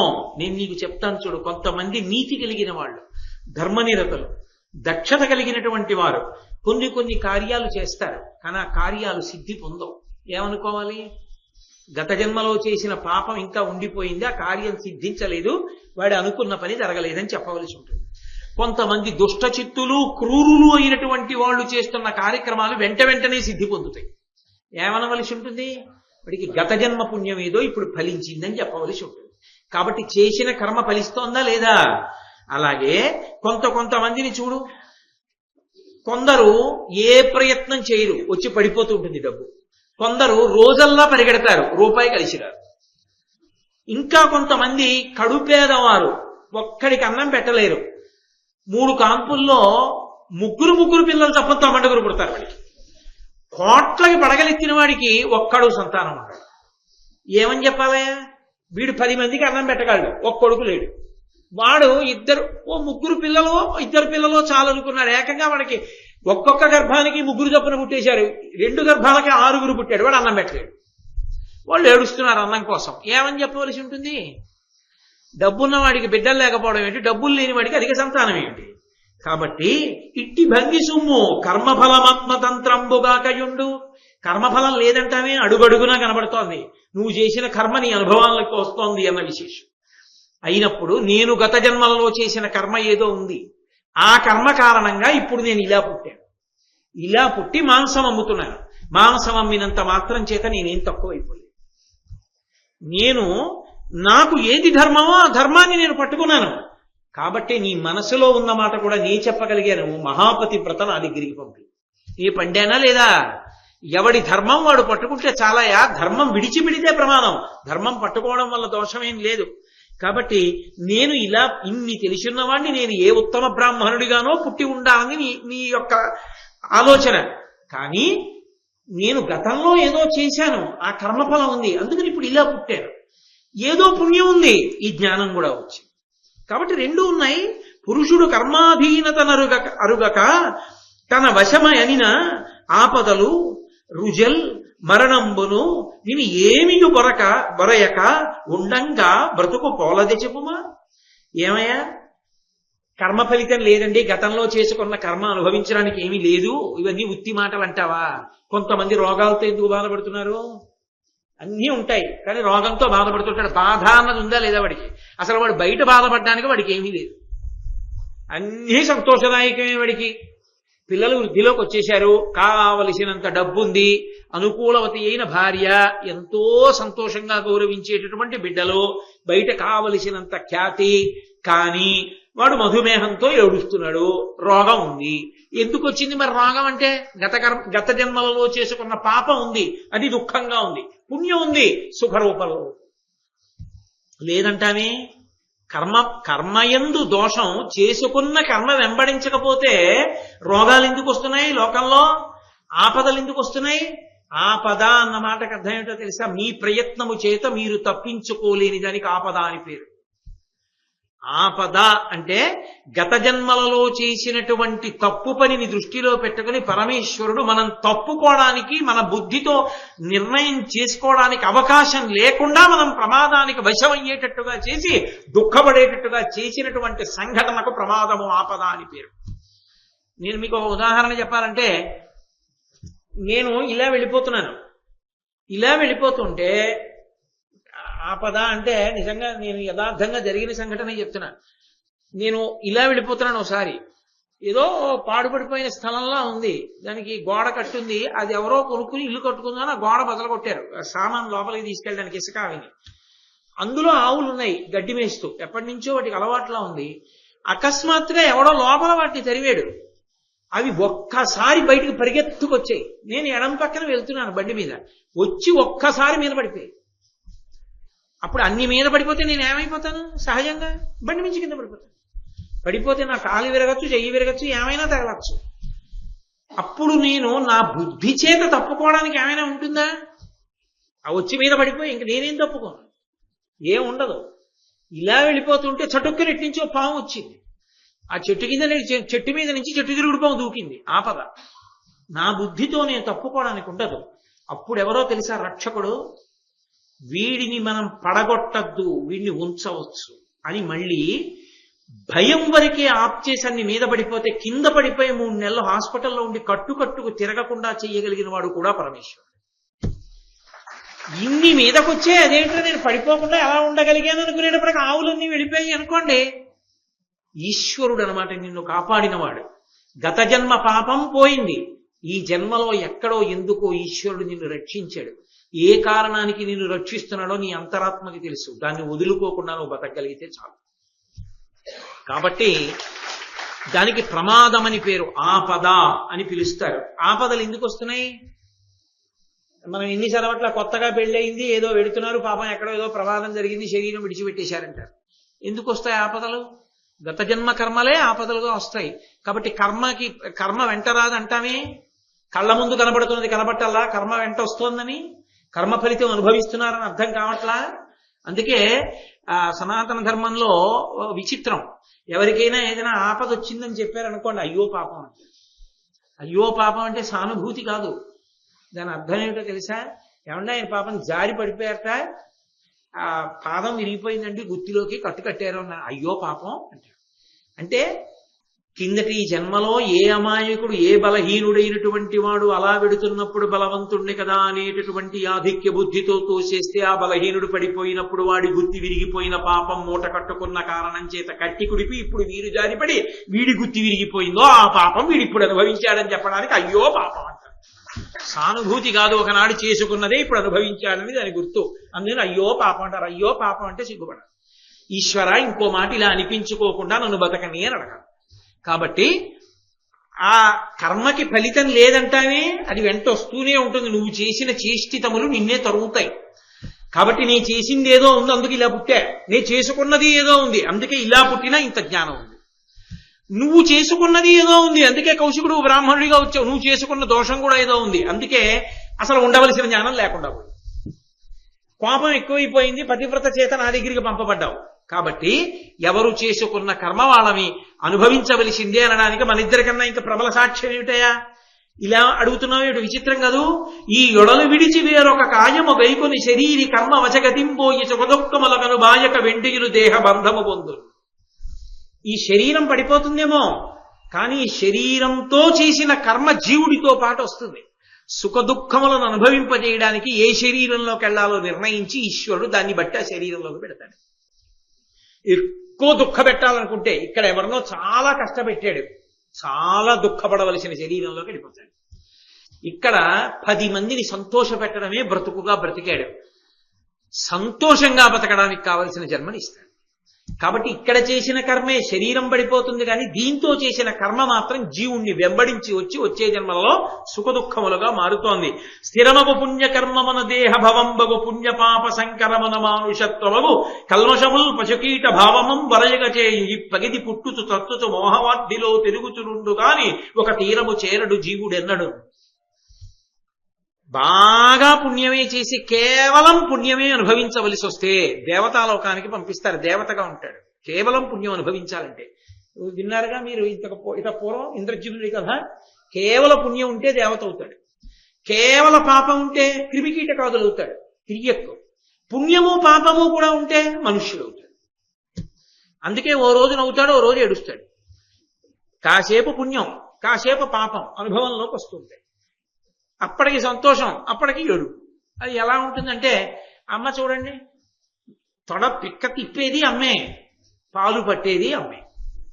అందుకని ఈశ్వరుడు ఏం చేస్తాడంటే కేవలం కష్టాలు ఒక్కటే పెట్టేస్తే తట్టుకోలేడని కొన్ని కష్టాలు కొన్ని సుఖాలు కలిపి మనుష్యుడిని పంపుతాడు.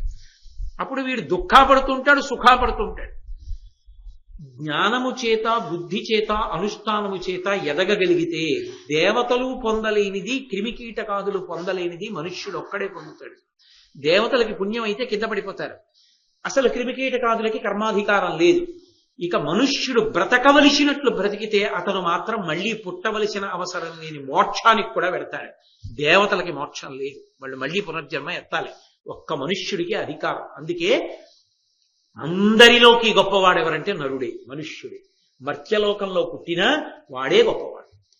కాబట్టి ఇలా చేసుకున్న కర్మని బట్టేనయా దేవతలు అవుతున్నారు, మనుష్యులు అవుతున్నారు, క్రిమికీటకాదులు అవుతున్నారు.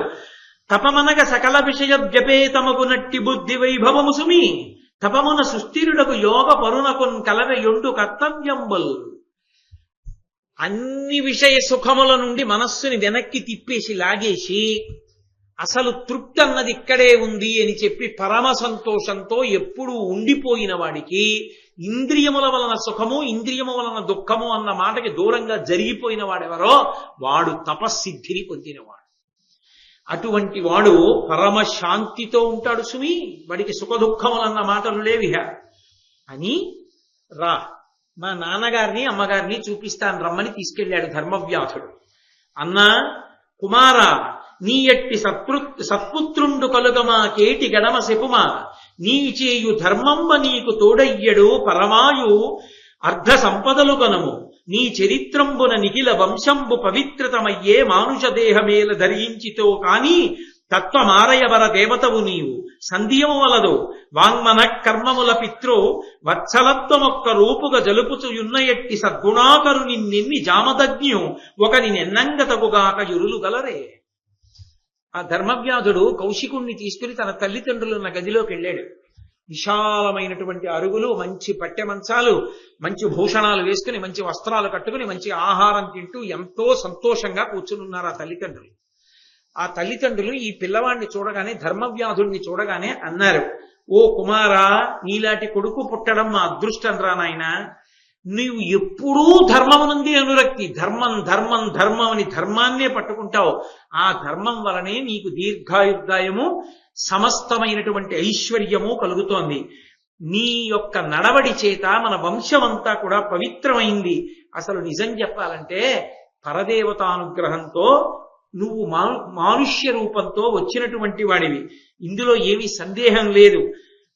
మనస్సు, వాక్కు, కర్మ ఈ మూడింటితోటి తల్లిదండ్రుల్ని గౌరవించడము అన్న మాటకి ఎవరినైనా చెప్పవలసి వస్తే ముందు నిన్ను చెప్పి తర్వాత పరశురాముణ్ణి చెప్పాలి. పరశురాముణ్ణి చెప్పి నిన్ను కాదు. పరశురాముడు జమదగ్ని మాట విని తల్లిని చంపాడు. ధర్మం కోసం పరశురాముడు నిలబడ్డాడని చెప్పవలసి వస్తే పరశురాముడి కన్నా నువ్వే గొప్పవాడి. ముందు నిన్ను చెప్పి ఆయన్ని చెప్పాలి. అటువంటి వాడివిరా తండ్రి, నిన్ను కొడుకుగా పొందడం మా అదృష్టమని ఆ తల్లిదండ్రులు మురిసిపోతున్నారు. విన్నాడు కౌశికుడు. ధర్మవ్యాధుడు చెప్పాడు, జననుతా వీరునా జననియో జనకుండు చూవే వీరలకు శుశ్రూష చేసి ఇట్టి పరిజ్ఞానమేను ప్రాపించితి.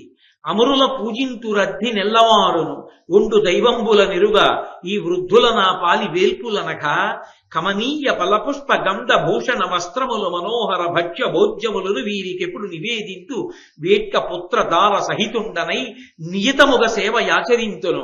వేదముల్ యజ్ఞముల్ వ్రతంబులు వీరనాకను తలపు దృఢము.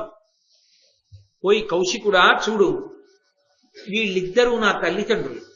నేను ఎప్పుడూ వీళ్ళ శుశ్రూష చేస్తూ ఉంటాను, వీళ్ళ ఆజ్ఞ పాటిస్తూ ఉంటాను. అందరూ దేవతల్ని పూజిస్తారు. నా దృష్టిలో ఈ తల్లిదండ్రుల కన్నా కూడా దేవతలు ఇక లోకంలో లేరు. తల్లి తండ్రియే దేవతలు. అందుకే నేను పూజ చేయడం కాదు, నేను గుడికెడితే నా భార్యా పిల్లలతో వెళ్ళినట్టు తల్లిదండ్రుల సేవ చేసేటప్పుడు నేను నా భార్యా బిడ్డలతో కలిపి చేస్తూ ఉంటాను. అంతకన్నా దేవతా సేవ లేదు అని చేస్తూ ఉంటాను. వాళ్ళకే కమనీయమైనటువంటి ఫలములు, పుష్పములు, మంచి మంచి పదార్థములు అన్నీ తీసుకొచ్చి ఇస్తాను. చందనం తీసి వాళ్ళకే అలదుతాను. అలా నాకు యజ్ఞమన్నా యాగమన్నా ఏదన్నా అంతే. నేను ఆ తల్లిదండ్రుల సేవే చేస్తాను. తల్లిదండ్రుల సేవ చేసిన కారణం చేతనే ఇవాళ నేను ఇంత గొప్ప విషయాన్ని తెలుసుకోగలిగాను. ఇన్ని విషయాలు నాకు ఎరుకలోకి రావడానికి కారణం కేవలము తల్లిదండ్రుల సేవ. బాగా జ్ఞాపకం పెట్టుకో కౌశికుడా, ఈ లోకంలో 5గురిని పూజించడం మర్చిపోకూడదు. ఈ 5గురు ఎప్పుడూ పూజింపబడాలి. జనని, జనకుడు, సద్గురుడు, అనలుడు, ఆత్మ అనగా ఈ వేవురును ఏ గృహస్థు చేత సుగతి వాంఛ ప్రసాదితులగుదురట్టి వాడే సూర్య ధర్మాత్ముండు వసుధ మీద. తల్లి, తండ్రి, గురువు, అగ్ని, ఆత్మ, ఈ 5గురిని ఎప్పుడూ పూజ చెయ్యాలి. ఈ 5గురిని పూజ చేసిన వాడెవరున్నాడో వాడే గృహస్థు అని పెంచుకుంటాడు. కాబట్టి నాకు తెలిసున్న ధర్మం నేను తల్లిదండ్రులను అలా పూజిస్తాను. అందుకే పెళ్లి కొడుక్కి స్నాతకం చేసేటప్పుడు చెప్తారు, మాతృదేవోభవ, పితృదేవోభవ, ఆచార్య దేవోభవ, అతిథి దేవోభవ. ఇవి చెప్పి గృహస్థాశ్రమంలోకి పంపిస్తారు. తల్లిదండ్రుల కన్నా పూజనీయులు లోకంలో ఎప్పుడూ ఎక్కడా ఉండరు. అంతటి పూజనీయులు తల్లిదండ్రులు. కాబట్టి నీకు సరి అయిన జ్ఞానము కలగకపోవడానికి కౌశిక, నీకు ముందు కోపం రావడం, తర్వాత పశ్చాత్తాపడుతూ ఉండడం, ఇలాంటివి కలగడానికి కారణం ఏమిటో చెప్పమంటావా? ఇప్పుడు చెప్తున్నాను, శ్రద్ధగా విను. ఎంతయు వృద్ధులై తమకు నీ ఒకరుండ తప్పగాన అత్యంత ముదంబునన్ బ్రతుకు తల్లిని తండ్రిని నుజ్జగించి నిశ్చిందుండవై సదాధ్యాయన శైలతవారియనుజ్ఞలేక ఏకాంతమ ఎమ్మెయిన్ వెడలి తక్కట నీవు గరంబు క్రూరతన్. నీ తల్లిదండ్రులకి నువ్వు ఒక్కడివే కొడుకువి. నీ తల్లి తండ్రి వాళ్ళ ప్రేమంతా నీ మీద పెట్టుకున్నారు. నువ్వు వాళ్ళిద్దరినీ విడిచిపెట్టేసి నువ్వు తపస్సు చేస్తున్నానన్న పేరుతో చెట్టు కింద కూర్చుని ఆమ్నాయం చేసుకుంటూ జపం చేసుకుంటూ కూర్చున్నావు. వాళ్ళిద్దరూ నీ కోసం ఏడిచి ఏడిచి ఏడిచి ఏడిచి చిట్ట చివరికి ఏమైపోయారో తెలుసా? నీక వగచి వగచి నిర్భిన్న హృదయులై విగత చక్షులైరి వినవే వారలరిగి ఇంకనైనా ఆ ముదుసళ్ళ ఉగ్ర శోకవహ్ని నర్పవయ్యా. ఏడిచి ఏడిచి ఏడిచి నీ తల్లిదండ్రులిద్దరికీ కళ్ళు పోయి వాళ్ళు వస్తువుల్ని చూడలేక ఇంకా ఏడుస్తూనే ఉన్నారు నీకోసం. ఇప్పటికైనా బుద్ధి తెచ్చుకొని నీ తల్లిదండ్రుల సేవ చేయడం మొదలుపెట్టు. నీ తల్లిదండ్రుల సేవ చేస్తే నీకు అసలు ఎలా బ్రతకాలన్నది నీకే అర్థం అవుతుంది. కాబట్టి మాతాపితరుల సేవ చెయ్యడం మొదలుపెట్టు. ఇవాళ కలియుగ ప్రభావం ఎక్కడుందంటే, నేను మీతో ఒక పరమ యథార్థం చెప్తున్నాను. నేను ఊళ్ళు వెళ్ళినప్పుడు గోపాలకృష్ణ గారికి కూడా తెలుసు, ఆయన కూడా నా పక్కన ఉన్నారు. తల్లిదండ్రులు వచ్చి నా దగ్గర ఏడిచినటువంటి ఆ సందర్భాలు ఎన్ని ఉన్నాయో. ఇవాళ అర్థం పర్థం లేనటువంటి ఆధ్యాత్మిక సంస్థలు పెరిగిపోయి వాళ్ళకే శాస్త్ర పరిజ్ఞానం లేక ఒక్క కొడుకు ఉన్న తల్లిదండ్రుల దగ్గర నుంచి ఆ కొడుకుల్ని దూరం చేసేసి బ్రహ్మచారులుగా మార్చేస్తుంటే, ఆ పిల్లలు ఇంటికి రాకుండా ఉంటే ఆ తల్లిదండ్రులు ఏడుస్తున్న ఏడుపు ఎంత ఏడుస్తున్నారో ఆ బిడ్డల కోసం. అంత అన్యాయంగా మారుస్తున్నటువంటి సంస్థలు ఉన్నాయి. మొట్టమొదట వాళ్ళు భారతం చదువుకుని వాళ్ళు నేర్చుకోవాలి. తల్లిదండ్రుల్ని బాధ పెట్టి పిల్లల్ని అలా మార్చకూడదు అన్న విషయాన్ని. కాబట్టి నీ తల్లిదండ్రులను ఉద్ధరించవయా, ముందు వాళ్ళు చెప్పిన మాట విను, వెళ్ళి వాళ్ళ సేవ చెయ్యి, తర్వాత జపం చేద్దు కానివి, తర్వాత తపస్సు చేద్దు కానివి. వాళ్ళని వదిలిపెట్టేసి వాళ్ళు గాలికుండి కళ్ళు పోయి వాళ్ళు ఏడుస్తుంటే నువ్వు చెట్టు కింద కూర్చుని జపం చేస్తే తపస్సు చేస్తే వృద్ధిలోకి వచ్చాను అనుకుంటున్నావా? ఇది అందరికీ అన్వయం అవుతుంది. అందుకే ఇక్కడ ఈ దేశంలో 2 రకాలైన ఆదాయాలు ఉంటాయి. ఒకటి జేబులో వేసుకునే ధనం, రెండోది మానసికమైన ధనం. ధనం కోసం ఎక్కడికైనా వెళ్ళడం తప్పు కాదు, కానీ అసలైన ధనం ఏదంటే మాతాపితరుల సేవ. వాళ్ళని విడిచిపెట్టి ఎక్కడో ఉండడం, వాళ్ళు దిక్కుమాలిన వాళ్ళలా బతుకుతుండడం కన్నా అన్యాయమైన విషయం లోకంలో ఇంకోటి లేదు. కాబట్టి నువ్వు వెంటనే వెళ్ళి మీ తల్లిదండ్రుల సేవ చెయ్యి అని చెప్పి, ఇంతసేపటి నుంచి నువ్వు అడిగావు కదూ, ఇప్పుడు చెప్తున్నాను రహస్యం. నేను ఇన్ని తెలిసున్నవాడనై కూడా నీ తల్లిదండ్రులు ఏడిచి కళ్ళు పోయాయన్న విషయం కూడా ఇక్కడ ఉండి నేను పసిగట్టగలిగాను. ఈ దోషం ఏమిటో పసిగట్టగలిగాను. ఇంత శక్తి ఉన్నవాణ్ణి 4వ వర్ణంలో ఎందుకు పుట్టానని కదా నీ అనుమానం. ఇప్పుడు చెప్తున్నాను విను. నేను గత జన్మలో బ్రాహ్మణుణ్ణి, బాగా శాస్త్రాలు చదువుకున్నాను. ఆ శాస్త్రం చదువుకున్నప్పుడే ధనుర్వేదం కూడా చదువుకుని ధనస్సు బాణాలు చేత పట్టుకుని ఒక ఆశ్రమ ప్రాంగణంలో వేటాడడానికి వెళ్ళాను. అక్కడ ఒక పొదలలో ఒక జింకలా కనపడింది, బాణం వేశాను. ఆ బాణం వెళ్ళి ఆ మునికుమారుడికి తగిలింది. ఆ మునికుమారుడు వెంటనే శరీరాన్ని విడిచిపెడుతున్నాడు. నేను గబగబా వెళ్ళి, చూడలేదయ్యా, నీ మీద బాణం వేశాను, నన్ను మన్నించు అన్నాను. ఆయన అన్నాడు, ధర్మం తప్పావు, నువ్వు బ్రాహ్మణుడివి, 10 మందికి శాస్త్రం చెప్పవలసిన వాడివి, నీకు ధనస్సు విల్లమ్ములు ఎందుకు? నువ్వు ధనస్సు బాణాలు పట్టుకుని యుద్ధానికి రావచ్చా? ద్రోణాచార్యులు వారు చేసిందే చేశాడు. నువ్వెందుకు వచ్చావు వేటకి? నువ్వెందుకు వేసావు బాణం? నీ ధర్మం నువ్వు తప్పిపోయావు కనుక ఇక మళ్ళీ బ్రాహ్మణ ధర్మాన్ని అనుష్ఠించే అవకాశం లేకుండా 4వ వర్ణంలో పుట్టొచ్చే జన్మలో భ్రష్టుడివై కిందకెడుతున్నావు అంటాడు. అంటే అప్పుడు నేను బెంగ పెట్టుకుని ఆయన పాదముల మీద పడి ఏడిచాను, అయ్యా నన్ను రక్షించండి అని అడిగాను. దాని వలన నిన్ను ఒక శూద్రుగా తలపనే రఘుణాకరా, నీ చరిత్రమున్ కనమది అద్భుతం వలస కావున ఎయ్యది కారణంబుగా ననరగనిట్టి జన్మమునందితి చెప్పుము భూత భావి వర్తనములయందు నీకు విదితంబులుగా నివి కలగవిమ్మీన్ అని కదా అడిగావు. నీకు ఎలా తెలుస్తున్నాయి ఇన్ని విషయాలని కదా అడిగావు. దానికి జవాబు చెప్తున్నాను చూడు. నేను బ్రాహ్మణుడిగా ఉండి 4వ వర్ణంలోకి వచ్చేసిన ఈ జన్మలో మునికుమారుడి శాపం వలన నేను అదే మునికుమారుడి పాదాల మీద పడి శాప విమోచనాన్ని అడిగాను. అదృష్టం ఏమిటంటే ఆ మునికుమారుడు బతికాడు. ఆయన అప్పటికి మాత్రం ప్రాణ సంకటంలో ఉండి నేను ఏడిచానని బ్రాహ్మణ కోపం వెంటనే పోవాలి. కాబట్టి ఆయన వెంటనే నాకు శాప విమోచనాన్ని ఇచ్చాడు. ఎరగక తప్పు చేసితి సహింపకదే కడు దుర్భవంబునన్ పరుపకమయ్య నావుడు కృపన్ మునినాథుడు తప్పది విధం బెరుపకులంబునందు జనించియు ధర్మములెల్ల నిమ్ముగా నిరిగెదవు తల్లిదండ్రులకు ఎంతయు ప్రీతియునట్టు భక్తితో. ఒకసారి నా నోటి వెంట వచ్చిన మాట పోదు, తప్పదు, నువ్వు 4వ వర్ణంలో పుడతావు వచ్చే జన్మలో. కానీ నువ్వు ఇంత ఏడుస్తున్నావు, తప్పు తెలుసుకున్నావు, అందుకే నీకు ఒక వరం కూడా ఇస్తున్నాను. వచ్చే జన్మలో నువ్వు 4వ వర్ణంలో పుట్టినప్పటికీ ఏ వర్ణంలో వాళ్ళు ఏ ధర్మం ఆచరించాలో బాగా తెలుసుకుని నీ వర్ణానికి సంబంధించిన ధర్మాన్ని నువ్వు పాటించి తల్లిదండ్రుల సేవ చేసి తత్కారణము చేత బ్రాహ్మణుల కన్నా గొప్పగా ధర్మమునందు నిష్ఠుడవై నిలబడగలుగుతావు. దాని వలన నీకు పూర్వజన్మ జ్ఞానం కూడా ఉంటుంది. పూర్వజన్మలో ఏమైందో కూడా నీకు జ్ఞాపకం ఉంటుంది. అందుకని నీకు నేను ఇలా అనుగ్రహిస్తున్నానన్నాడు. అదృష్టం ఆ మునికుమారుడు బ్రతికాడు. కానీ నేను 4వ వర్ణంలోకి వచ్చాను. మునికుమారుడి యొక్క వరం చేత నాకు గత జన్మ జ్ఞాపకం ఉంది. అందుచేత నేను గతంలో శాస్త్రం చదువుకోవడం వల్ల, తప్పు ఒప్పుకోవడం వల్ల ఈ జన్మలో తల్లిదండ్రుల సేవ చేసి ధర్మం గురించి బాగా తెలుసుకోగలిగాను. కాబట్టి ఓ కౌశికుడా, నువ్వు కూడా నీ తప్పుని వెంటనే దిద్దుకో. బ్రహ్మచారికి ఉత్తరక్షణం ఇంటికెళ్ళి ముందు మాతాపితరుల సేవ చేయి. చక్కగా వాళ్ళ సేవ చేసి ప్రబోధాన్ని తెలుసుకొని అప్పుడు జీవితంలో అనుష్ఠించడం నేర్చుకో. నీకు సమస్తమైన వేదముల యొక్క సారాంశాన్ని, మహర్షుల యొక్క తీర్పుని చెప్తున్నాను, గుర్తుపెట్టుకో. బ్రాహ్మణుడిగా పుట్టాను కదా అని కోపంతో బతికేద్దాం అనుకుంటున్నావేమో. బ్రాహ్మణుడిగా పుట్టడం, బ్రాహ్మణుడిగా చచ్చే వరకు నిలబెట్టుకోవడానికి. బ్రాహ్మణుడిగా పుట్టడం బ్రాహ్మణ్యాన్ని పోగొట్టుకోవడానికి కాదని గుర్తుపెట్టుకో. తీర్పు ఏం చెప్పారో పెద్దలు చెప్తున్నాను విను.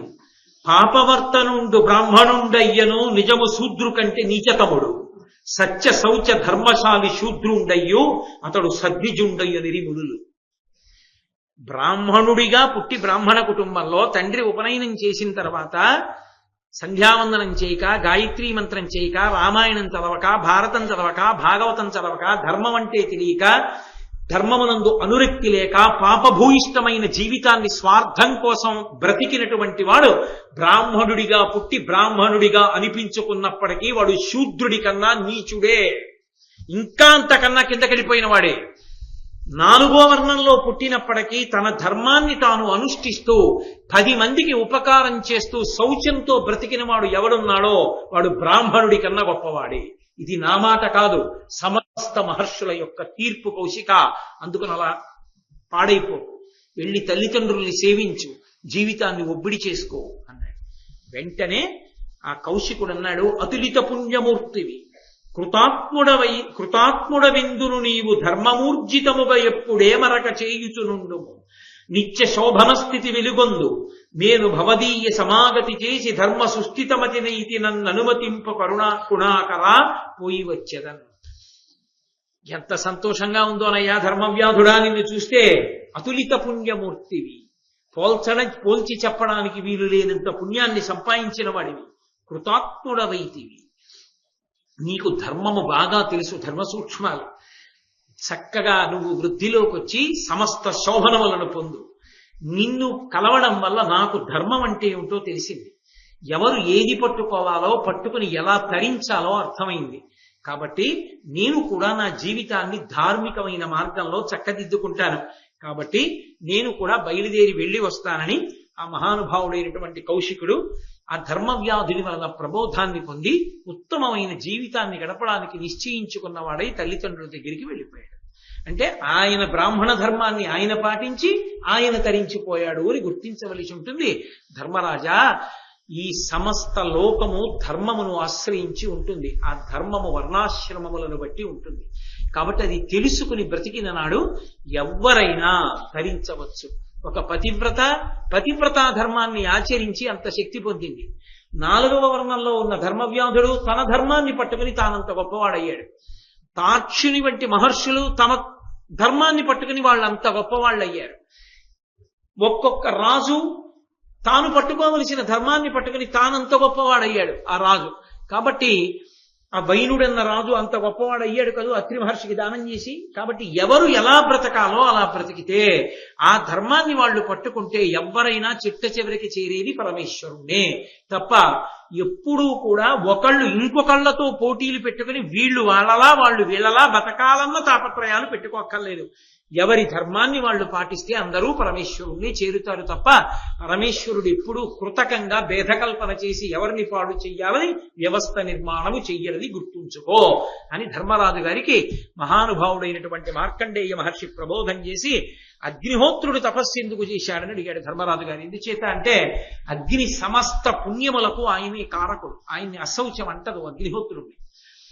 ఏది ముట్టుకుని ఉన్నా అగ్ని పవిత్రుడే. అలా ఉండేటటువంటివి నీటికి కూడా ఇంకా అప్పుడప్పుడు అపవిత్రమైన వస్తువుని పట్టి ఉంటే అపవిత్రంగా ఉందంట. అవి ఆ మైల నీళ్ళు వస్తున్నాయి తప్పుకోండి అంటారేమో. ఏదో ఏ మృత శౌచం ఉన్నటువంటి గృహంలో బట్టనో పిడిస్తే కొంచెం దూరంగా పెడతారేమో ఒకవేళ. కానీ అగ్నిహోత్రానికి అలా లేదు. శవాన్ని కాలుస్తున్నా అగ్ని పవిత్రమే. శవాగ్ని ఉండదు. శవాన్ని కాలుస్తున్నా అగ్నిహోత్రం పవిత్రంగా ఉంటుంది. అటువంటి అగ్ని తపస్సు ఎందుకు చేశాడు అని అడిగారు. అగ్నిహోత్రుడికి దేవతలకి హోమద్రవ్యాలు పట్టుకెళ్ళి ఇచ్చి హవిస్సులు ఇచ్చి ఇచ్చి ఇచ్చి ఇచ్చి ఆయనకి ఒకానొక కాలంలో విసిగెత్తిపోయింది. ఎన్నాళ్ళు చేయని పని. అందరూ హోమం చేస్తుంటారు, స్వాహ అంటుంటారు, ఎవరి పేరు చెప్తే వాళ్ళకి పట్టుకెళ్ళి ఇస్తూ ఉండాలి దేవతలకి. కాదు, నేను హాయిగా ప్రశాంతంగా తపస్సు చేసుకుంటానన్నాడు అని ఆయన అకస్మాత్తుగా ఎవరికీ కనపడకుండా అరణ్యంలోకి వెళ్ళిపోయి ఆయన కూడా తపస్సు చేసుకోవడం మొదలుపెట్టాడు. ఆ తపస్సులో మనశ్శాంతిని పొందాడు. ఆ తపస్సులో శరీరం అంతా బాగా శిథిలమైపోయింది, చిక్కిపోయాడు. అలా చిక్కిపోయిన తర్వాత ఆయనకి ఒకానొక నాడు ఆలోచన వచ్చింది. చాలా కాలం అయిపోయింది అప్పటికి.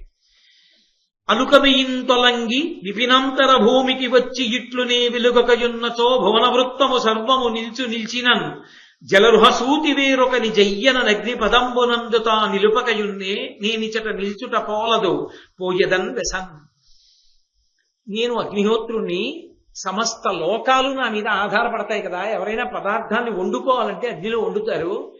పితృదేవతలకి కవ్యాన్ని పంపించాలి అంటే అగ్నిహోత్రంలోనే వేలుస్తారు. అలాగే దేవతలకి ఏదైనా పదార్థాన్ని పంపాలి అంటే హవ్యాన్ని అగ్నిహోత్రంలోనే వేలుస్తారు.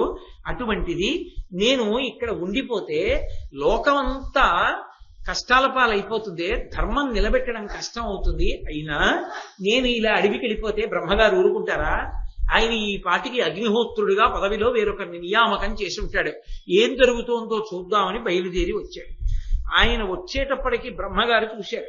అగ్ని కనపడకుండా వెళ్ళిపోయాడు అరణ్యంలో తపస్సు చేసుకోవడానికి. ఆయనకి తెలియదు సృష్టికర్త. కాబట్టి అంగిరస మహర్షిని తీసుకొచ్చి అగ్నిహోత్ర పదవి యందు కూర్చోబెట్టారు. కూర్చోబెడితే దిక్పాలకులు కదా వాళ్ళందరూ, ఆగ్నేయ దిక్కుకు పరిపాలకుడు. అంగిరసుడు అగ్నిహోత్రుడిగా ఉన్నాడు.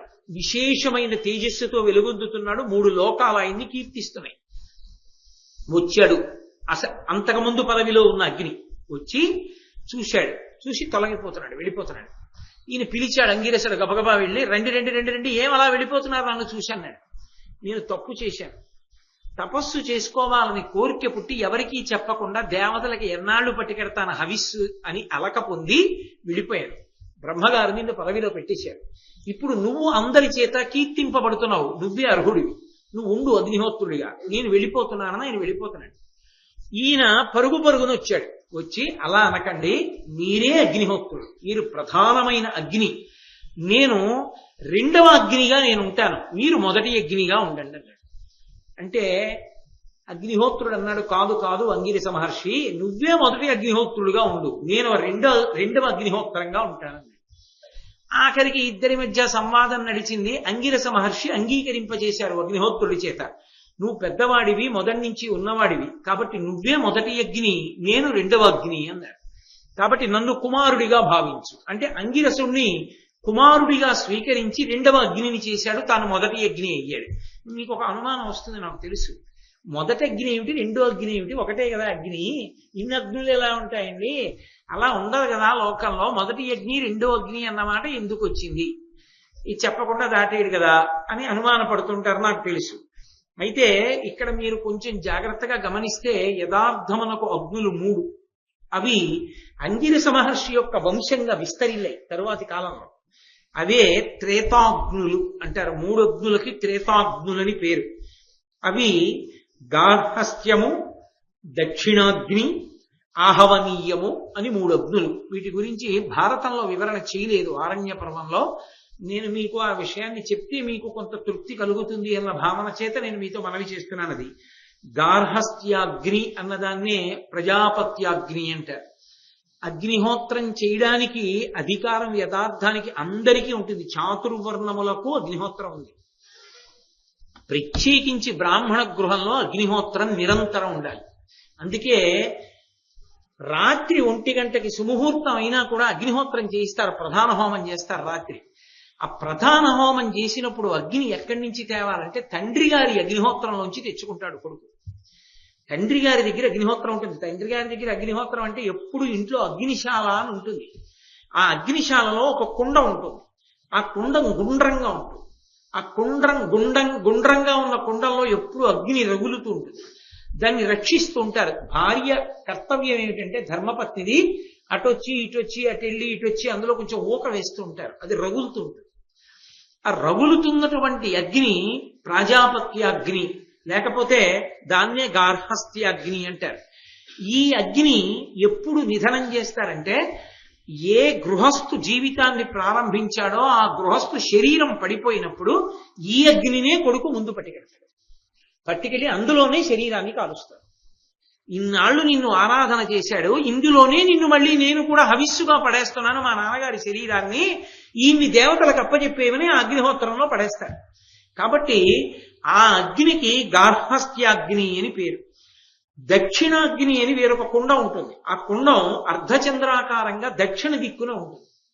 అందులో ఈ గార్హస్థాగ్నిలోంచి అగ్నిని తీసి అందులో వేస్తారు. వేసి కొన్ని ప్రత్యేక తిథుల యందు హోమం చేస్తారు. అమావాస్య అటువంటి వాటికి హోమం చేస్తే అందులో పితృదేవతలకి చిన్న చిన్న దేవతలు, పెద్ద పెద్ద దేవతలు కాకుండా చిన్న చిన్న దేవతలు ఉంటారు కొంతమంది. ఆ చిన్న చిన్న దేవతలందరికీ కూడా అందులోంచి దక్షిణ దిక్కున ఉన్నటువంటి కుండంలోంచి చేస్తారు. అది అర్ధచంద్రాకారంగా ఉంటుంది. అలాగే 3వ అగ్ని ఉంటుంది. అది ఆహవనీయాగ్ని అని పిలుస్తారు. అదే హవనం చేస్తున్నారండి అంటారు. మీరు ఎప్పుడైనా యజ్ఞశాలలో కార్యక్రమం జరుగుతున్నప్పుడు చూస్తే హవనం జరుగుతోంది అంటారు. హవనం జరుగుతోంది అంటే దాని గుర్తు ఏమిటంటే యజమాని యొక్క అగ్నిహోత్రంలోంచి తీసుకొచ్చి ఉత్తర దిక్కుగా ఉన్నటువంటి చతురస్రాకార కుండంలో వేస్తారు. వేసి రగల్చి మంత్రయుక్తంగా పెద్ద పెద్ద దేవతల్ని పిలుస్తారు. వాజపేయము, అతిరుద్రము, లేకపోతే ఏదో అటువంటి పెద్ద పెద్ద యాగాలు చేస్తున్నప్పుడు దేవతల్ని పిలిచి అందులోంచి హవిస్సులు ఇస్తారు. అలా ఇచ్చినటువంటి దాన్ని ఆహవనీయాగ్ని అని పిలుస్తారు. ఇందులో మళ్ళీ ఒక చిత్రం ఉంది. 3 అగ్నుల్ని ఆరాధన చేసినటువంటి వాణ్ణి త్రేతాగ్ని శ్రౌతి అని పిలుస్తారు. 3 అగ్నులు ఉంటాయి. అంటే ఈ అగ్నికుండ ఉంటుంది, ఆ కుండ ఉంటుంది, ఆ కుండ ఉంటుంది. ఆయన అమావాస్య నాడు అందులో హోమం చేస్తాడు. ఎక్కువగా అవతల కుండంలో ఆ ఆహవనీయాగ్నిలోకి పెద్ద పెద్ద యాగాలు చేస్తుంటాడు. ఇలా 3టిని కూడా ఆరాధన చేస్తూ అగ్ని ఆరాధన చేసేటటువంటి వాడిని త్రేతాగ్ని శ్రౌతి అని పిలుస్తారు. 2 అగ్నులను అంటే దక్షిణాగ్నిని, ప్రాజాపత్యాగ్నిని, ఈ రెండిటిని ఆరాధన చేసేటటువంటి వాడిని ఆహితాగ్ని అని పిలుస్తారు. ఇది కాకుండా ఇంకా చాలా పెద్ద పెద్ద యజ్ఞాలు చేస్తే కొన్ని నెలల పాటు, సంవత్సరాల పాటు చేస్తారు. అలా చేసిన వాడిని దీక్షితుడు అంటారు. అలా చేసిన వాడికి పేరు చివర దీక్షితులు అని వచ్చేస్తుంది. ఇంకా గౌరవార్థం ఏం చేస్తారంటే లౌకిక నామాన్ని వదిలిపెట్టేస్తారు. వదిలిపెట్టి దీక్షితులు గారు వస్తున్నారంటే ఆ కుటుంబంలో పుట్టిన వాళ్ళు కూడా అటువంటి యజ్ఞాలు చేస్తుంటారు. అందుకని ఆ పేరు చివర దీక్షిత శబ్దం కలుస్తుంది. కలిసి దీక్షితుల వారు వస్తున్నారు, దీక్షితుల వారు వస్తున్నారు అంటూ ఉంటారు. అంత పెద్ద యజ్ఞం చేస్తే దీక్షిత శబ్దం వేస్తారు. యజ్ఞము చేసి సోమయాజి అవుతాడు. అప్పుడు పేరు పక్కన సోమయాజి చేరుతుంటుంది. ఇక తిక్కన సోమయాజి. అది అంతా అగ్ని సంబంధం. అగ్ని చేత పొందుతారు. అందుకని మొదటి అగ్ని అన్న మాటకు అర్థం ఏమిటంటే యథార్థముగా ఈ లోకమంతా ఉన్నటువంటి అగ్ని. 2వ అగ్ని అన్న మాటకు అర్థం ఏమిటంటే ప్రాజాపత్యాగ్ని అని. గృహస్థాశ్రమంలోకి వెళ్ళగానే పెట్టుకున్న అగ్ని. అందులోంచి దక్షిణాగ్ని, ఆహవనీయాగ్ని వస్తుంటాయి. కాబట్టి అగ్నులుగా ప్రవర్తిల్లడం, అంగిరసుని యొక్క వంశం వర్ధిల్లి అనేక మంది పుట్టారు అంటే వాళ్ళందరూ ఈ అగ్నులుగానే మారారు. ఇందులో మళ్ళీ ఒక్కొక్క యజ్ఞం చేసినప్పుడు ఒక్కొక్కరికి ప్రత్యేక గౌరవం ఉంటుంది. కొందరికి మొదటి పూజ చేస్తే కానీ చేయకూడదు, అలా చెయ్యకుండా యజ్ఞం చెయ్యాలి. అలాగే కొన్ని యజ్ఞాలు ఉంటాయి, ఆ యజ్ఞం చేస్తే దక్షిణ ఎవరికి ఇవ్వాలి అని నిర్ణయం వచ్చింది అనుకోండి, అటువంటి పెద్ద పెద్ద యజ్ఞాలు చేసినప్పుడు ఆత్రేయ సగోత్రీకుల్ని తీసుకెళ్లి మొట్టమొదట వారికి ఇస్తారు ఆ తాంబూలాన్ని. వాళ్ళు యజ్ఞంలో ఋత్విక్కుగా ఉన్నా ఉండకపోయినా కూడా ఆత్రేయ సగోత్రీకులకి అంత గౌరవం ఉంది. వారిని తీసుకెళ్లి ఆత్రేయ సగోత్రీకులు ఎవరైనా మంటపంలో ఉంటే ఉన్నారా అని అడిగి ప్రథమ తాంబూలం ఇస్తారు. కొన్ని పెద్ద పెద్ద యజ్ఞాల్లో ఆత్రేయ సగోత్రీకులు ఉంటే వాళ్ళకి ఇవ్వాలి ఆ తాంబూలం అని. ఒక్కొక్క గోత్రానికి అలా శక్తి ఉంటుంది. కాబట్టి తాను ఏ గోత్రంలో పుట్టాడో ఆ గోత్ర గౌరవం ఏమిటో తెలుసుకుని ఉండాలి లోకంలో. కాబట్టి ఆ అగ్ని, రెండవ అగ్ని, మొదటి అగ్ని అన్న మాటలు అందుకు వచ్చాయి. కాబట్టి ఇప్పుడు అగ్నిహోత్రుడిగా ఉన్నాడు, అంగిరసుడు రెండవ అగ్నిహోత్రుడుగా ఉన్నాడు, రెండవ అగ్నిగా ఉన్నాడు. ఇలా వీళ్ళు చక్కగా వర్ధిల్లుతున్నారు. లోకం అంతా కూడా ఎంతో సంతోషంగా ఉంది. ఒకానొకప్పుడు మళ్ళీ ఒక చిత్రం జరిగింది. అగ్నిహోత్రుడికి మళ్ళీ కోరిక పుట్టింది. ఎన్నాళ్ళు మళ్ళీ ఏదో తపస్సుకు పోయిన వాడిని ఆ తపస్సు చేసుకోకుండా ఏమవుతోంది లోకంలో, లోకం ఎలా ఉంది, నా పదవిలో ఎవరినన్నా పెట్టారా చూడ్డానికి వచ్చాను, అబ్బా మళ్ళీ విసుగొస్తోంది ఈ పట్టికెళ్ళడం, దేవతలకి ఈ హోమద్రవ్యాలన్నీ ఇవ్వడం.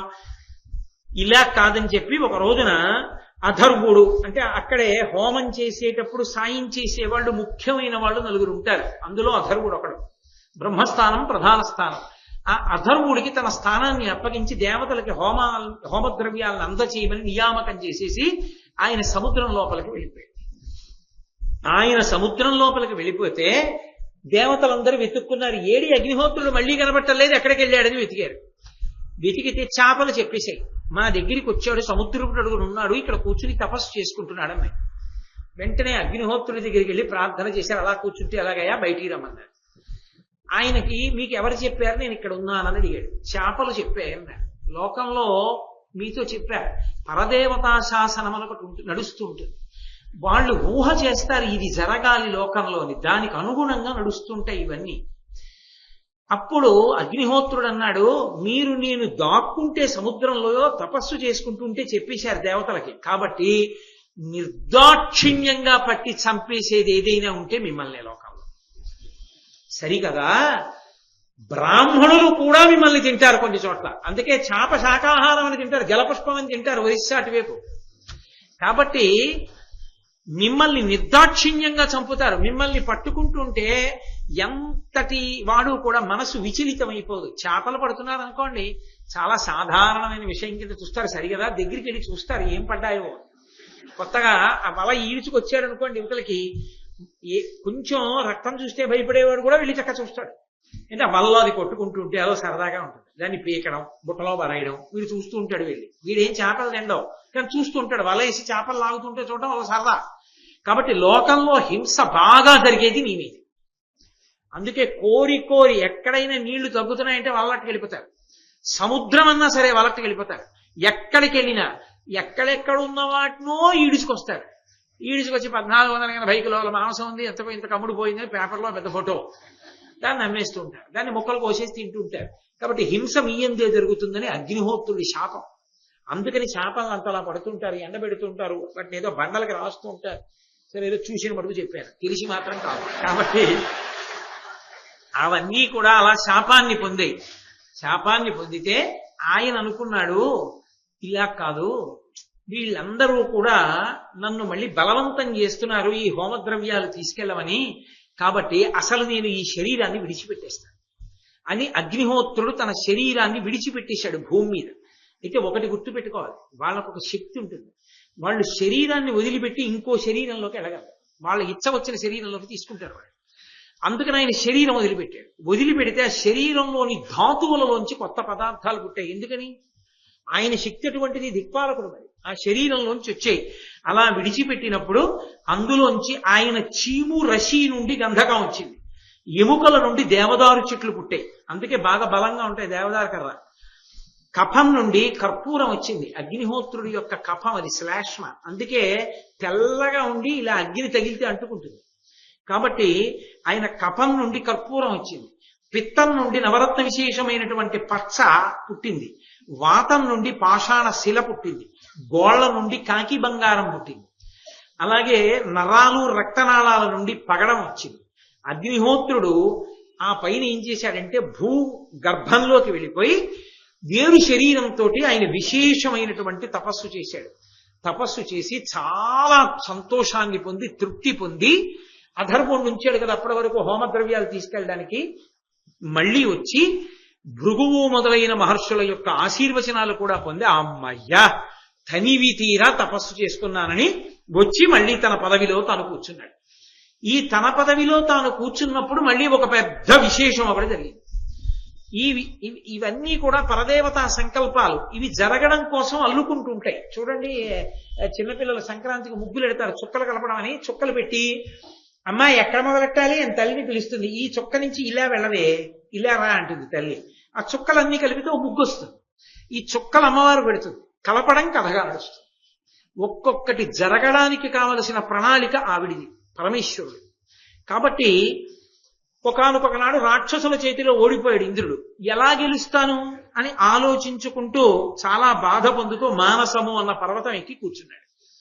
ఎక్కి కూర్చున్న సమయంలో ఒక ఆడది అరుస్తూ వెళ్ళిపోతోంది, రక్షించండి రక్షించండి రక్షించండి అని. ఈయన వెళ్ళి రాక్షసుడు పట్టుకుపోతున్న ఆ స్త్రీని రక్షించాడు.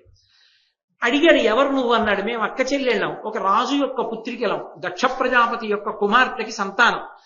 నా పేరు దేవసేన, నా అక్క పేరు దైత్యసేన. మా అక్కకి రాక్షసుడంటే ఇష్టం, వాడితో వెళ్ళిపోయింది. నాకు వాడంటే అసహ్యం, నేను ఉండిపోయాను. పేర్లు తెలిసిపోవట్లా మీకు? అందులో ఉన్న రహస్యం తెలియట్లా? దేవసేన అంటే మంచి బుద్ధులు, దైత్యసేన అంటే రాక్షస బుద్ధులు. రాక్షస బుద్ధులు రాక్షసుడితో పడతాయి, దేవసేన మంచి బుద్ధులు మంచివాడికి ఎడతాయి. అవి ఎక్కడో ఉండవు, ఇక్కడే ఉంటాయి. కాబట్టి ఇప్పుడు ఆ ఇంద్రుడు దేవసేనని తీసుకొచ్చాడు. తీసుకొచ్చి, అమ్మా నువ్వు దక్ష ప్రజాపతి యొక్క కుమార్తెకి కుమార్తె అంటున్నావు, మనవరాలివి. కానీ అప్పుడు దక్ష ప్రజాపతికి మనవరాలి అవుతావు. నా భార్య కూడా దక్ష ప్రజాపతి కుమార్తెయే, కాబట్టి బంధుత్వం ఉంది మనకి. కాబట్టి నేను ఒక మాట చెప్తాను, అసలు నువ్వు ఏ కోరికతో ఉన్నావు? రాక్షసుని వద్దన్నావు కదా, మరి నీకు ఎవరిని భర్తగా పొందాలని కోరికుంది అని అడిగాడు. ఆవిడంది, అనిమిషదానవేంద్రులకునైన జయ్యుడు ఉగ్రవైరి భంజనుడు త్రిలోక రక్షణ వశం వధుడున్ భవదిష్టమిత్రుడున్ ఘనగుణ కీర్తనుండునకు కంతుని కోరెదా నా మనోరథంబు నిరయ సంఘటించి సురపొంగవ నన్ను కృతార్థ చెయ్యవే. నాకు 3 లోకములను గెలవగలిగినటువంటి వాడు నీకు, అంటే ఇంద్రుడికి మిత్రుడైనటువంటి వాడు, విశేషమైనటువంటి పరాక్రమం కలిగిన వాడు, తేజస్సు కలిగినటువంటి వాడు, అటువంటి వాడు నాకు భర్త కావాలని కోరిక. వెంటనే ప్రశ్న చెప్పడం అని జ్యోతిషంలో ఒక భాగం. ఏ సమయంలో ఆమె ఈ ప్రశ్న వేసిందో చూశాడు ఇంద్రుడు. ఈమెకి ఇలాంటి భర్త వస్తాడా అని తెలుసుకోవడానికి. అది అమావాస్య తిథి. పైగా అమావాస్య నాడు ఏకకాలంలో సూర్యోదయ సమయం కాబట్టి సూర్యుడు చంద్రుడు ఏకరాశిలో ఉన్నారు. సూర్యుడు చంద్రుడు అగ్ని ముగ్గురు కలిసి ఉన్నటువంటి రౌద్రమైనటువంటి ముహూర్తం. అప్పుడే సూర్యోదయం అవుతోంది, సముద్రం అంతా ఎర్రబడింది. కాబట్టి సూర్యుడు చంద్రుడు అగ్నితారకమైనటువంటి వాడు ఎవరుంటాడో అంతటి మహానుభావుడు ఎవరో ఉండాలి, ఆయనకి కానీ ఈమె ఇల్లాలు కాదు అనుకుని చతుర్ముఖ బ్రహ్మగారి దగ్గరికి తీసుకెళ్లాడు. ఈ పిల్ల అటువంటి వాడికి భర్తనవుతానంది, ఎవరతను అని అడిగాడు. భార్యనవుతానంది, ఎవరతను. ఆయన అన్నారు, అలాంటి వాడు పుట్టుకొస్తున్నాడు. వాడు పూర్వం ఉన్నవాడే, కానీ ఇప్పుడు పుడుతున్నాడు. వాడికే ఈమె ఇల్లాలవుతుంది. కాబట్టి కొద్ది కాలం ఈమెని నా దగ్గర ఉంచుతాను, ఆయన రాగానే ఈమెనిచ్చి వివాహం చేస్తానన్నాడు. కొంతకాలం అయింది. అగ్నిహోత్రుని యందు శివవీర్యము నిక్షేపించి ఉంచబడింది. మీరు రామాయణంలో విన్నారు. ఆ శివవీర్యము మహాభారత కథకి సంబంధించినంత వరకు స్వాహాదేవియే అగ్నిహోత్రుణ్ణి అనేక రూపాలతో తృప్తిపరచిన కారణం చేత 6 మాట్లు స్ఖలనమై నిక్షిప్తం చేయబడింది.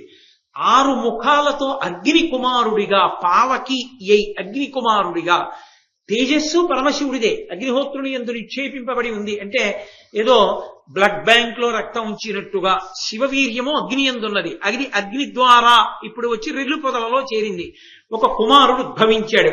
ఆయన శుక్లపక్షంలో పాడ్యమి నాడు ఆ శివుని యొక్క తేజస్సు బయటికి వెళ్ళడం జరిగితే 2వ తిథి నాటికి గర్భంగా మారి 3వ తిథి నాటికి దేహాన్ని పొంది 4వ తిథి నాటికి సాంగోపాంగంగా సంపూర్ణమైన ఆకృతి పొంది 5మి నాడు లేచి నిలబడి ఎక్కడో కొండలో త్రిపురాసుర సంహారంలో పరమశివుడు దాచినటువంటి ధనస్సుని బాణాల్ని తీసుకొచ్చి బ్రహ్మాండమైనటువంటి వింటిధ్వని చేసి ఆ దిగ్గజాలన్నీ కూడా కంగారు పడిపోయేటట్టుగా ఒక చేత్తో ఆ ధనస్సు పట్టుకుని ఒక చేత్తో బాణాన్ని పట్టుకుని శక్తి అనే ఆయుధాన్ని ధరించి 4వ చేత్తో కోడి పుంజని అలవోకగా పట్టుకుని ఒక చేత్తో శంఖాన్ని పూరిస్తూ 2 చేతులతో ఆకాశాన్ని చరుస్తూ 2 చేతులు ముఖాల మీద ఉంచుకుని చంటి పిల్లవాడు బొటనవేలు నోట్లో పెట్టుకున్నట్లుగా నోట్లో వేళ్లు చీకి ఒక బాణాన్ని ప్రయోగించి క్రౌంచ పర్వతాన్ని బదలగొట్టి శక్తి అన్న ఆయుధాన్ని వేసి శ్వేతశైల శృంగాన్ని విరగ్గొట్టి కింద మారేశాడు. ఇదెక్కడ పిల్లాడరా?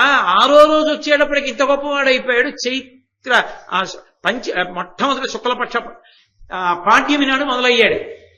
షష్ఠి వచ్చేటప్పటికి ఇంత గొప్పవాడైపోయాడు. ఎవరి పిల్లవాడని దేవతలు పరిగెత్తికెళ్ళి ఇంద్రా నీ పదవి ఊడిపోయేటట్టుంది, ఆయన ఎవరో గొప్పవాడు వచ్చేశాడు లోకంలో అన్నారు. ఆయన గబగబా యుద్ధానికి వచ్చి తన వజ్రాయుధం పెట్టి కొట్టాడు. సృష్టి చాలా గమ్మత్తుగా ఉంటుంది. అన్ని సృష్టిలు ఒక్కలా ఉండవు. ఒకనకొకప్పుడు విఘ్నేశ్వరుడు గడ్డం ఇలా గోక్కున్నాడు, సృష్టి వచ్చింది అందులోంచి. దేవతల యొక్క శక్తి అలా ఉంటుంది. ఆ సుబ్రహ్మణ్యేశ్వర స్వామి వారి యొక్క కుడి భాగం మీద వజ్రాయుధం తగిలింది. వెంటనే మేకతల కలిగినటువంటి సుబ్రహ్మణ్య శక్తి ఒకటి విశాఖుడు అన్న పేరుతో పుట్టింది. నైగమేషుడు విశాఖుడు అనుగమించారు అని శ్రీరామాయణం బాలకాండలో కూడా ఉంది. కాబట్టి ఆ విశాఖుడు అన్నవాడు సుబ్రహ్మణ్యుడికి తమ్ముడుగా మళ్ళీ పుట్టాడు. అనేక మంది బాలికలు పుట్టారు అదే సమయంలో. ఇంతమంది ఆడపిల్లలు ఈ విశాఖుడు సుబ్రహ్మణ్యుడి శరీరం నుంచి పుడితే తెల్లబోయాడు ఇంద్రుడు. అయ్య బాబోయ్, ఈయన శక్తి సామాన్యంగాను వజ్రం తగిలితే ఇలా పుట్టారేంటి. ఆయనని స్తోత్రం చేశాడు. స్తోత్రం చేసి ఇంద్ర పదవి నువ్వు పుచ్చేసుకో అన్నాడు. ఆయన అన్నాడు, సుబ్రహ్మణ్య స్వామి పుట్టినవాడు. ఆయన అన్నాడు, నాకు అక్కర్లేదయ్యా, దేవసేనకి నేను అధ్యక్షం వహిస్తాను, దేవసేనాపతిని అవుతాను, నన్ను పట్టాభిషేకం చేయి, నీకు మిత్రుడిగా ఉంటాను, రాక్షస సంహారం చేస్తానన్నాడు. అని ఆయన దేవసేనకి పట్టాభిషేకం వహించి ఒక్కొక్కళ్ళకి ఒక్కొక్క కోరిక తీర్చాడు. 7 మాతృకల్ని పంపించాడు ఇంద్రుడు సుబ్రహ్మణ్యుడిని చంపమని. మొదట్లో పంపిస్తే వాళ్ళు చూడగానే ఆ పిల్లవాడిని సంతోషాన్ని పొంది పాలిచ్చారు. అందుకని వాళ్ళకి రక్షణగా సప్తమాతృల యొక్క ఉగ్రశక్తి ఒకటి జనించింది, లోహితాస్య అని. ఆ లోహితాస్య ఈ పిల్లవాడిని నిరంతరం కాపాడుతూ ఉండేది. వీళ్ళని కృత్తికల్ని అంటే ఋషుల యొక్క భార్యలందరినీ కూడా 6గురిని కృత్తికలుగా మాతృకులుగా స్థానం నక్షత్ర మండలంలో కల్పించాడు ఆ సుబ్రహ్మణ్యుడి. అలాగే సప్తమాతృకుల యొక్క గౌరవాన్ని నిలబెడుతూ వాళ్ళకొక విశేష శక్తినిచ్చాడు. మిమ్మల్ని ఎవరు స్మరిస్తారో, ఎవరు నమస్కరిస్తారో, మీ పేరు చెప్తారో, మీకు నైవేద్యం పెడతారో అటువంటప్పుడు మీరు ఆ ఇంట పుట్టిన పసిపిల్లల్ని కాపాడండి. ఏ ఇంట శివభక్తి ఉండదో, ఏ ఇంట సప్తమాతృకలను స్మరించరో, ఏ ఇంట వాళ్ళకి నమస్కారం జరగదో అటువంటి వాళ్ళని యామరపాటుతో తల్లిదండ్రులు ఉండగా చూసి ఆ పిల్లల్ని మీరు తినేయండి అన్నాడు. ఆ సప్తమాతృకలకు రక్షణగా సుబ్రహ్మణ్యుడి యొక్క శరీరంలోంచి వెర్రి ఆకలితో పుట్టి స్పృహ తప్పి పడిపోయాడు అక్కడ. ఆయన్ని లేవదీసి వీళ్ళకి రక్షణగా పంపించాడు. అప్పటి నుంచి అందుకే ఏ ఇంట్లోనైనా పసిపిల్లలు పుడితే మొట్టమొదట వాళ్ళకు నమస్కారం చేస్తారు సప్తమాతృకలకి. వాళ్ళకి నమస్కారం చేసినా, శివారాధన జరిగినా, శివమూర్తి ఉన్నా, శివుడికి నమస్కరించినా ఆ ఇంట సప్తమాతృకలు పిల్లల్ని రక్షిస్తారు. వాళ్ళకి ఏ ప్రమాదం రాకుండా కాపాడుతుంటారు. ఇప్పటికీ అందుకే చంటి పిల్లలు అకస్మాత్ ఏడుస్తారు. నేను ఎందుకు అకస్మాత్తుగా పసిపిల్లలు గుక్క పట్టి ఏడుస్తారు అన్న విషయాన్ని మళ్ళీ పేరెందుకులేండి ఒక సుప్రసిద్ధ పిల్లల డాక్టర్ గారిని అడిగాను. అడిగితే ఆయన నాతో ఓ మాట అన్నారు, వాళ్ళ ఆరా చెదిరిపోతుంటుందండి, వాళ్ళ ఆరా చెదిరిపోతే ఏడుస్తారు అన్నారు. ఆరా అంటే వెలుతురు, తేజస్సు ఉంటుంది, ఇలా ప్రతి వాళ్ళకి ఉంటుంది ఆరా, అది చెదిరిపోతుంది. కారణం ఏమిటంటే సుబ్రహ్మణ్య వరం. సప్తమాతృకలు నమస్కరించకపోతే వాళ్ళు ఉలిక్కి పడుతుంటారు.